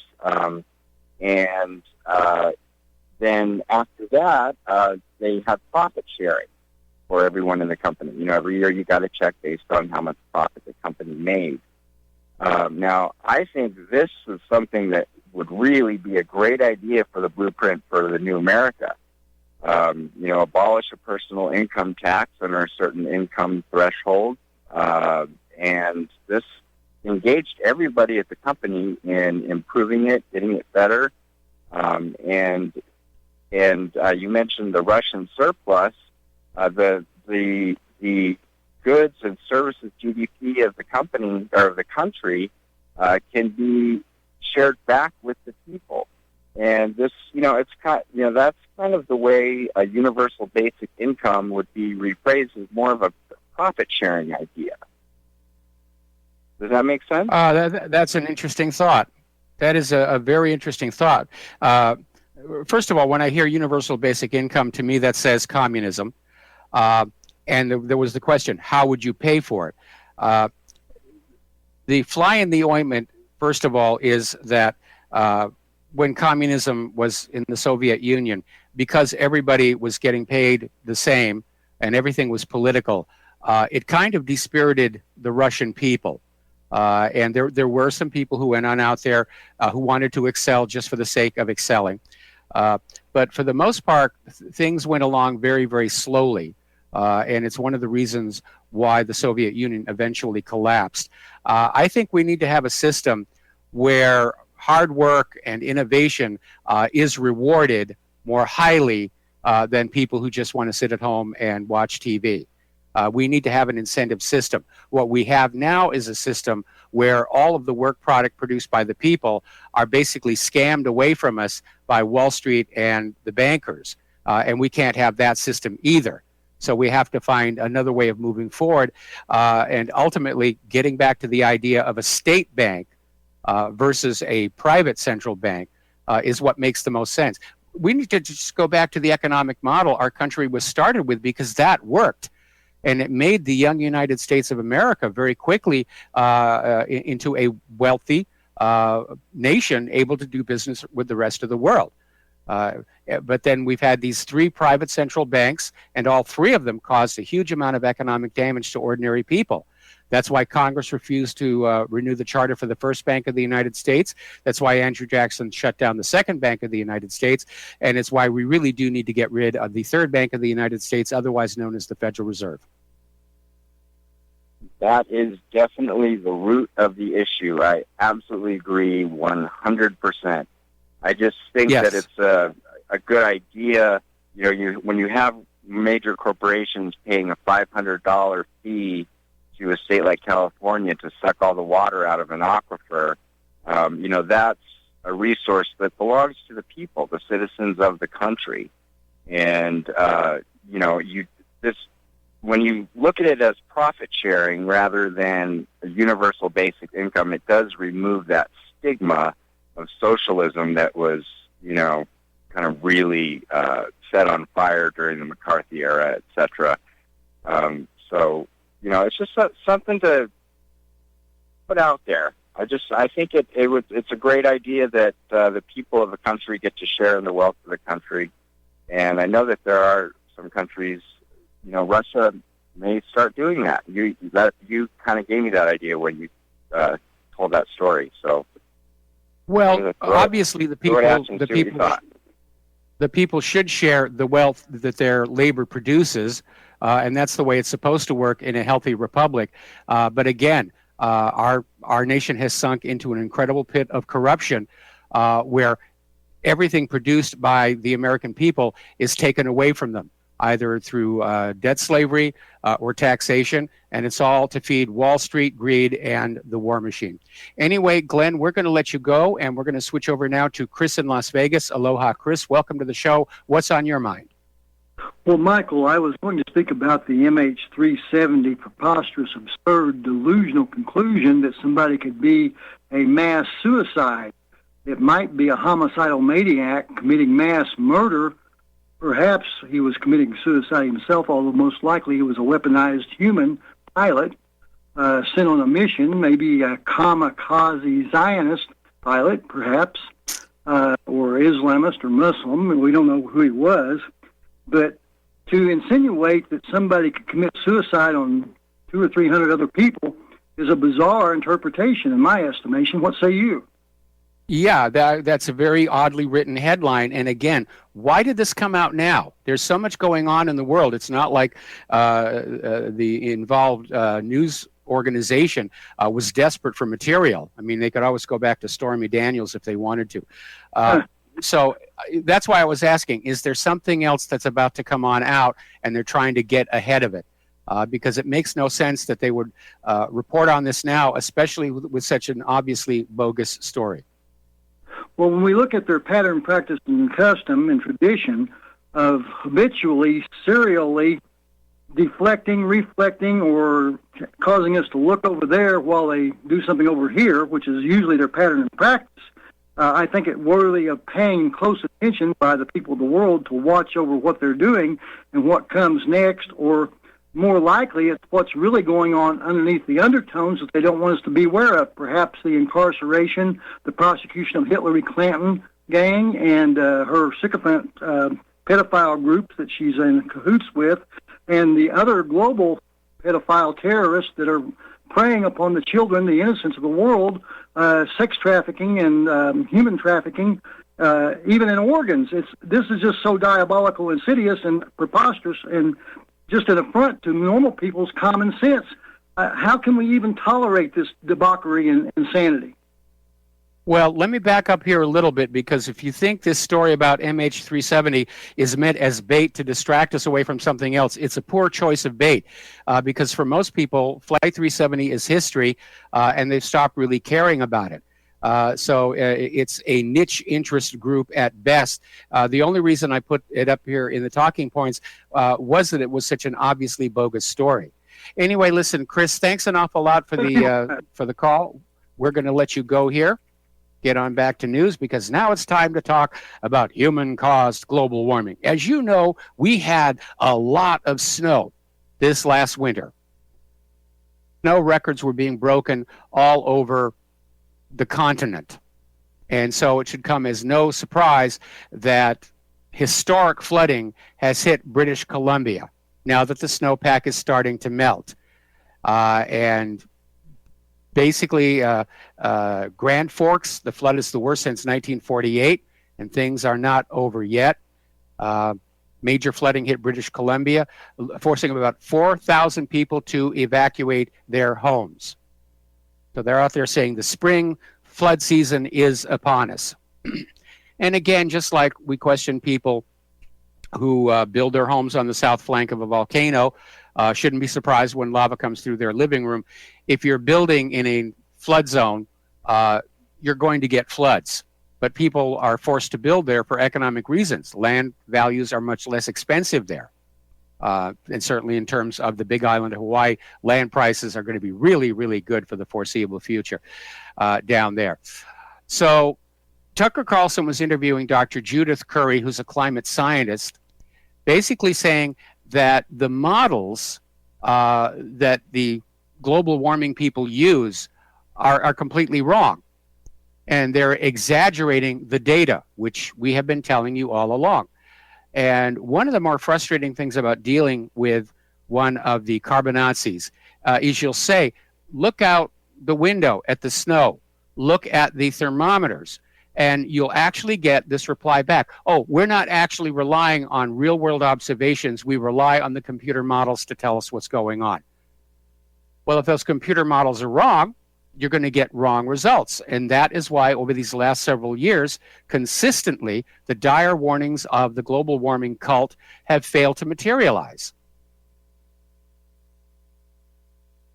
Now, as I reported yesterday, we just went through the most drastic 2-year drop in global temperature in the last century. We're going to take a break for commercials, and we'll be right back. And aloha, America. Welcome back to the show here. And I just got an email from a listener saying, well, if you're going to have ugly cheerleaders on the cheerleading squad, have them cheer for the opposing team. So let's talk about our volcano, because it is still volcanoing. And there is now a 19th fissure out there, and it's spewing lava literally hundreds of feet into the air, and there's no sign of it slowing down. And now up at the summit, there's starting to be ash emissions. In fact, I just posted a video that was taken of it, and the ash cloud is rising 3,000 to 4,000 feet above the ground. The altitudes vary with the pulses of emission. And the ash cloud is drifting generally west and southwest from the Kilauea summit, which is following the trade winds. And the ashfall is occurring in the Kau Desert area, where fortunately there's nobody living down there for very, very good reason. But there are some communities that are downwind that are likely to receive ashfall today, and they have to take the necessary precautions. Now, one of the precautions people are doing is they're going to their local hardware stores and they're getting these paper masks that are normally used for painters and other people working in a dusty environment. But Hawaii authorities are cautioning everybody, these masks will not keep out the sulfur dioxide. So, if pardon me, if you're dealing with the ash, definitely have that. But if you're concerned about the sulfur dioxide, you need to look for something a little bit more robust in terms of filtration. And at this point, the stores may be out of that anyway. everybody's gone to the store to get masks and supplies that they get. Right now, there's a new lava eruption, and it threatens to block the last escape route from down on that southern flank. We talked about this the other day, where we had the U.S. military having helicopters on standby to get people out. Frankly, I know a lot of people are ignoring the evacuation orders. It is a dumb thing to do. You just have to take what you can and leave. And then when it's all over, you come back, and either your house is still there or it is not. But you don't risk yourself. And the people who've stayed behind, if that lava crosses that road, there is no other land route out of that part of the southern flank. And it's a serious situation. Kilauea is starting to affect Hawaii's tourism business, and apparently some of the cruise ships we have operating here are starting to cancel their stops at the Big Island. Norwegian Cruise Line's Pride of America skipped a call on the Big Island port of Hilo, which is just 43 miles from the now mostly closed national park that encompasses the volcano. Instead, the ship remained anchored at sea. Norwegian also announced the Pride of America would skip a call at Kailua Kona, which is on the other side of the Big Island, scheduled for Thursday. I can understand Hilo. Kailua Kona is really quite far away from all of the action, as it were. But the thinking may simply be that Norwegian Cruise Lines doesn't want to accept the liability if one of their passengers does something dumb and gets killed. Royal Caribbean has dropped a call in Hilo and for its Radiance of the Seas. So there's a big effect, and on top of everything else, the Big Island's tourism economy is going to take a major hit. And it's kind of ironic because that volcano is one of the biggest tourist attractions in the entire state. And certainly on the Big Island itself. Volcanologists are now very concerned that the lava coming out of Kilauea may soon get a lot hotter and spew much further because the lava that is now coming on out from those fissures is thought to have been basically stored in lava tubes going back to a 1955 eruption, which tells you how long it takes this stuff to cool. But because it has cooled a little bit, it's formed crystals of olivine. It moves very, very slowly. You've been seeing it on TV, like that time-lapse film of the volcano eating that Mustang car. But it's now thought that hotter and much more liquid lava is now flooding into those tubes from Kilauea. And if that starts coming out of the fissures, it's going to be a much more serious situation to deal with. Scientists are still very concerned about the possibility of an explosive eruptive event that may exceed a blowout that happened in 1924. And all we can do is wait and see about that. And it's a waiting game. You know it's coming, you just don't know when. So, tremendous sympathies for those people down in the Big Island. And I really got a lot of borderline abusive emails saying, why were they living down there? Well, because it is beautiful. And relative to Hawaii, it's inexpensive. We got to take a break for commercials. We will be right back after these few words. And aloha, America. Welcome back to the show here. We're finishing up here with the volcano situation. And again, all we can do is wait and see what's going to happen. And, do the best, obviously, get those people out of the way. But that's what you get with a volcano. Now, all the attention's focused on Kilauea, but the reality is there are a lot of volcanoes in the United States. Right now, the U.S. Geological Survey has a total of 169 volatile volcanoes across the western U.S., Hawaii, and Alaska. And the volcanoes have been active to varying degrees over the years. But obviously, Kilauea has reminded people that, yes, these things can cut loose. I remember very clearly when Mount St. Helens went, and it just blew out the side of the volcano and showered ash literally all the way to the Atlantic Ocean. Apparently, 50 of the volcanoes listed by the USGS are thought to be nearing eruption. Now, when Claire and I lived in Washington State, of course, we went on down and looked at the remains of Mount St. Helens, and there was this little museum on an overlook looking into the crater. And I found out that because the bulge in the center of the crater is starting to build up again, they actually relocated that museum much further away. Probably a wise and prudent thing to do. Let's talk about the world of computers and computing right now. Facebook has revealed that it's removed 2.5 million pieces of hate speech. So this is it. They got everybody corralled into using their social media, and now comes the censorship. And the problem with that, first and foremost, is what one person sees as hate speech, another person might not. It's purely subjective. And Facebook hasn't really clarified what it means by hate speech.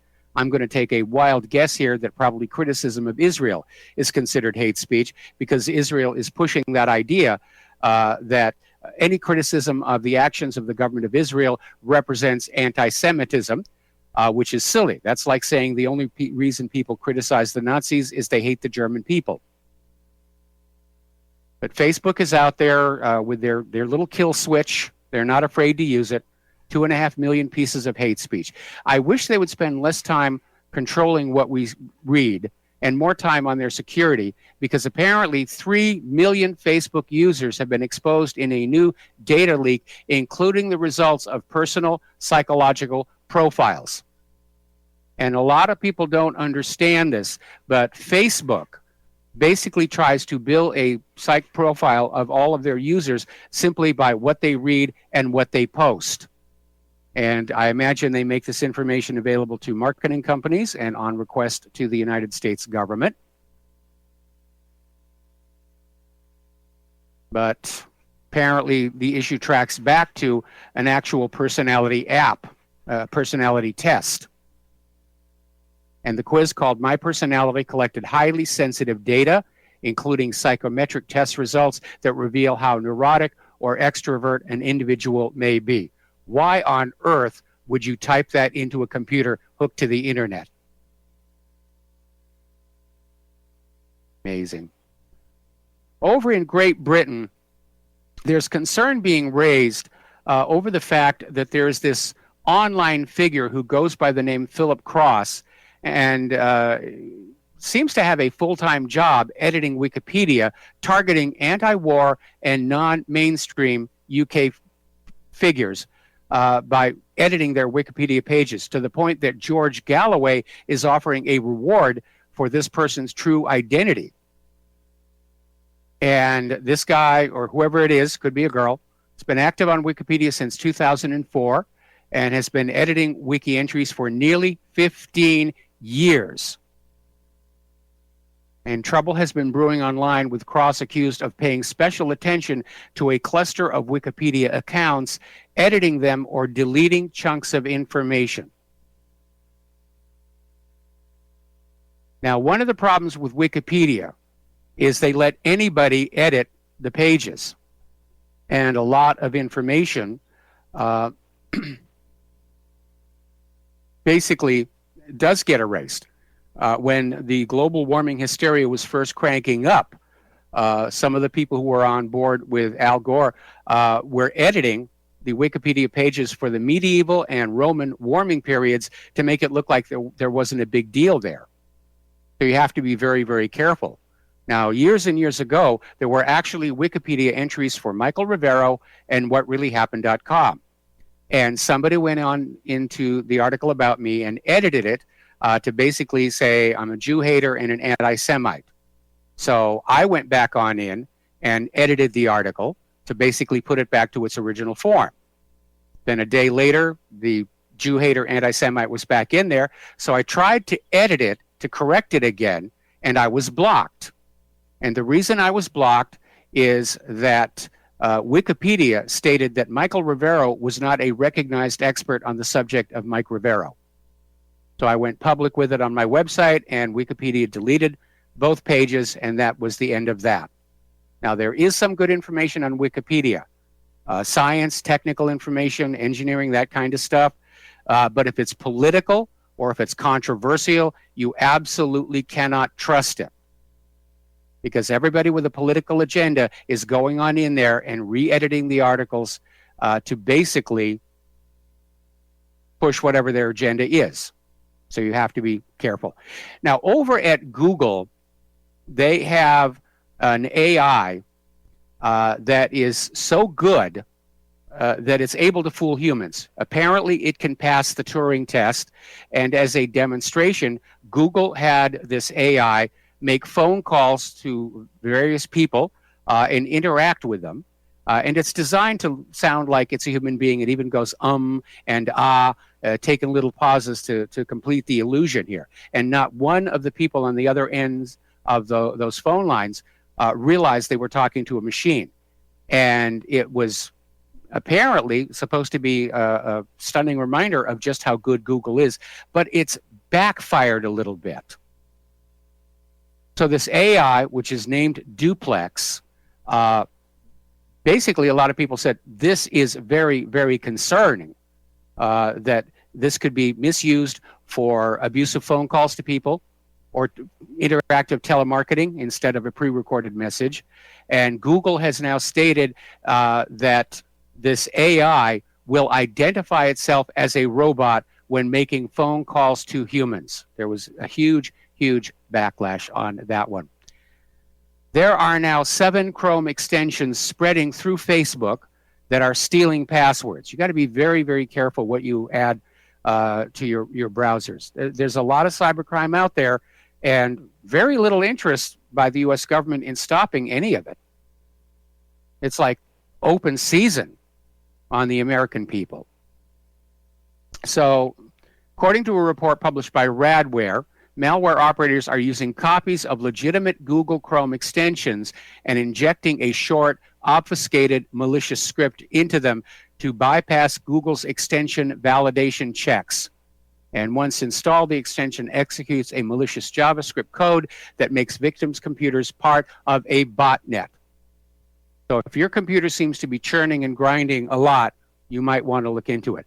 The 7 extensions masquerading as legitimate extensions are Nigilify, Punerlake, PWNER like, Alt-J, Fix Case, Divinity 2 Original Sin, Wiki Skill Pop-Up, Keep Private, and I Have No.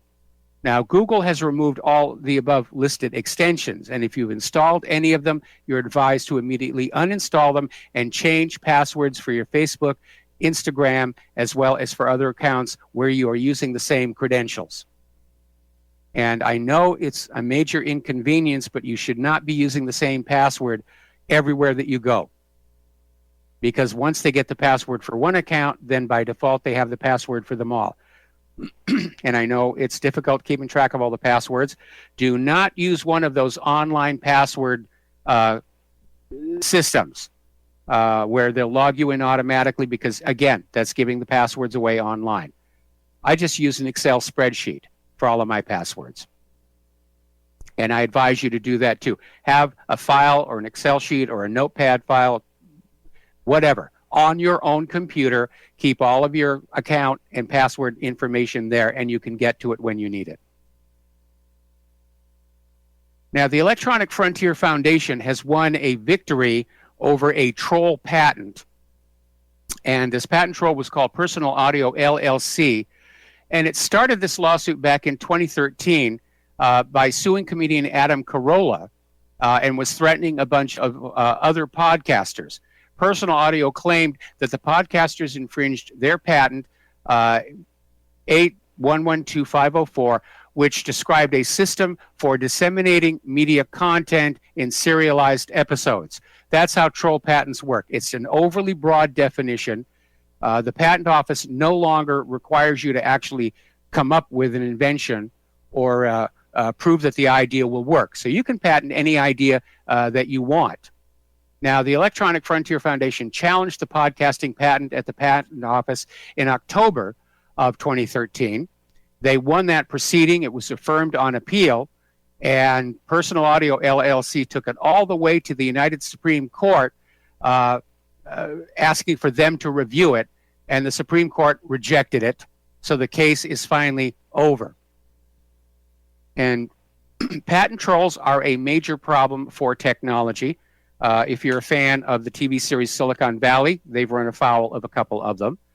And amazingly enough, in the early years of computer animation, somebody actually tried to patent the concept of anti-aliasing, which would have required everybody doing computer animation or creating computer animation software or display devices to pay them a royalty. Fortunately, that one was also tossed out of court. But it's a very predatory situation.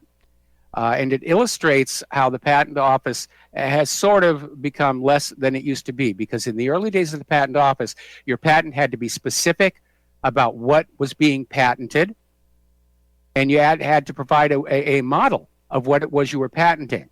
Now, there was a huge fire at the patent building, and all the models got melted together. In fact, apparently there's a lobby display in the current Patent Office building of those very carefully crafted models all blended together.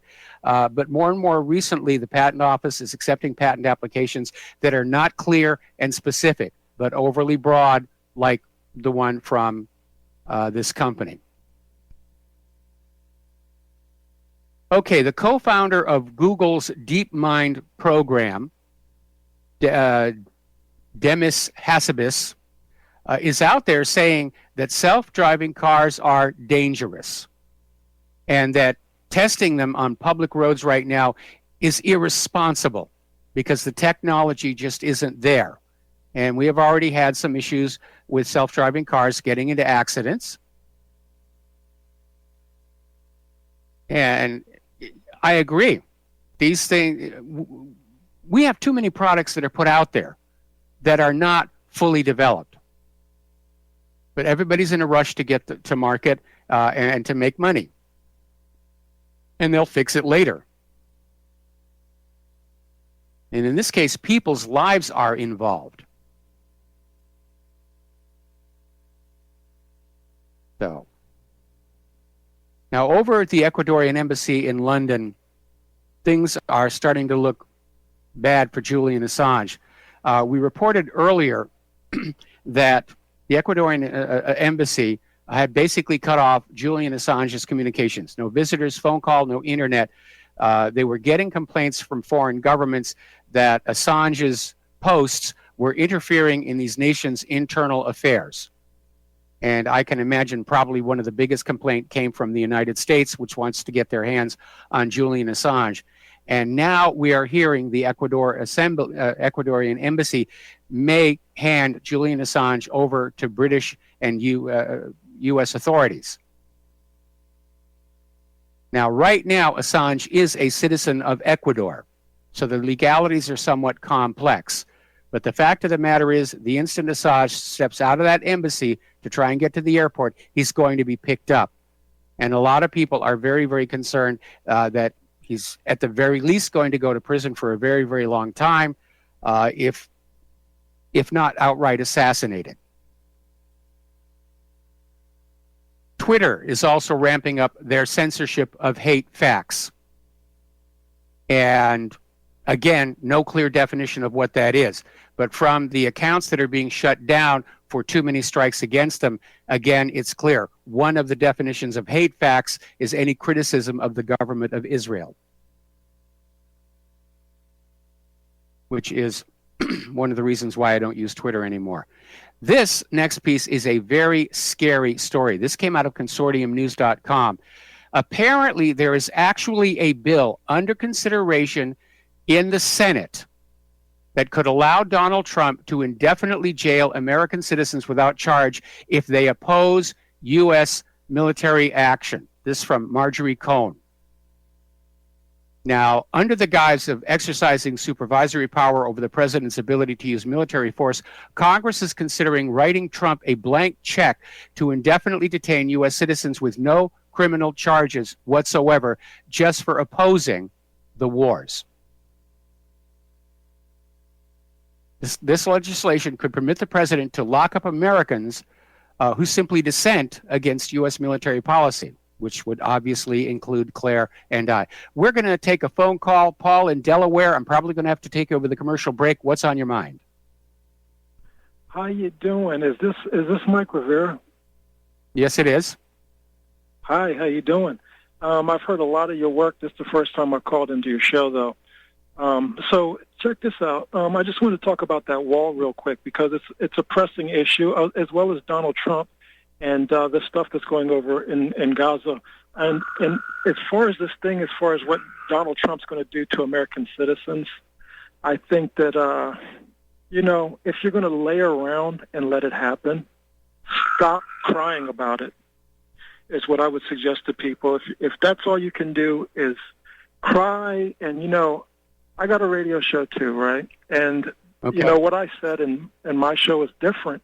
In the sense is, it's just too much. It's just too much information. It's just too much about the chosen people. It's just too much. And of course, okay, Paul, yes, I got to put you on hold. Don't go away. We got 3 minutes worth of commercials, and we'll be right back. And aloha, America. Welcome back to our show. Last segment of our program today. We're talking with Paul in Delaware. And Paul, could you just sort of continue on where you left off?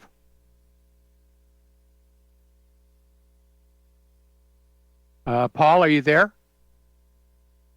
Yes, I'm here. Yes. Okay, you're on the air. Could you just sort of continue where you left off? Yes, sir.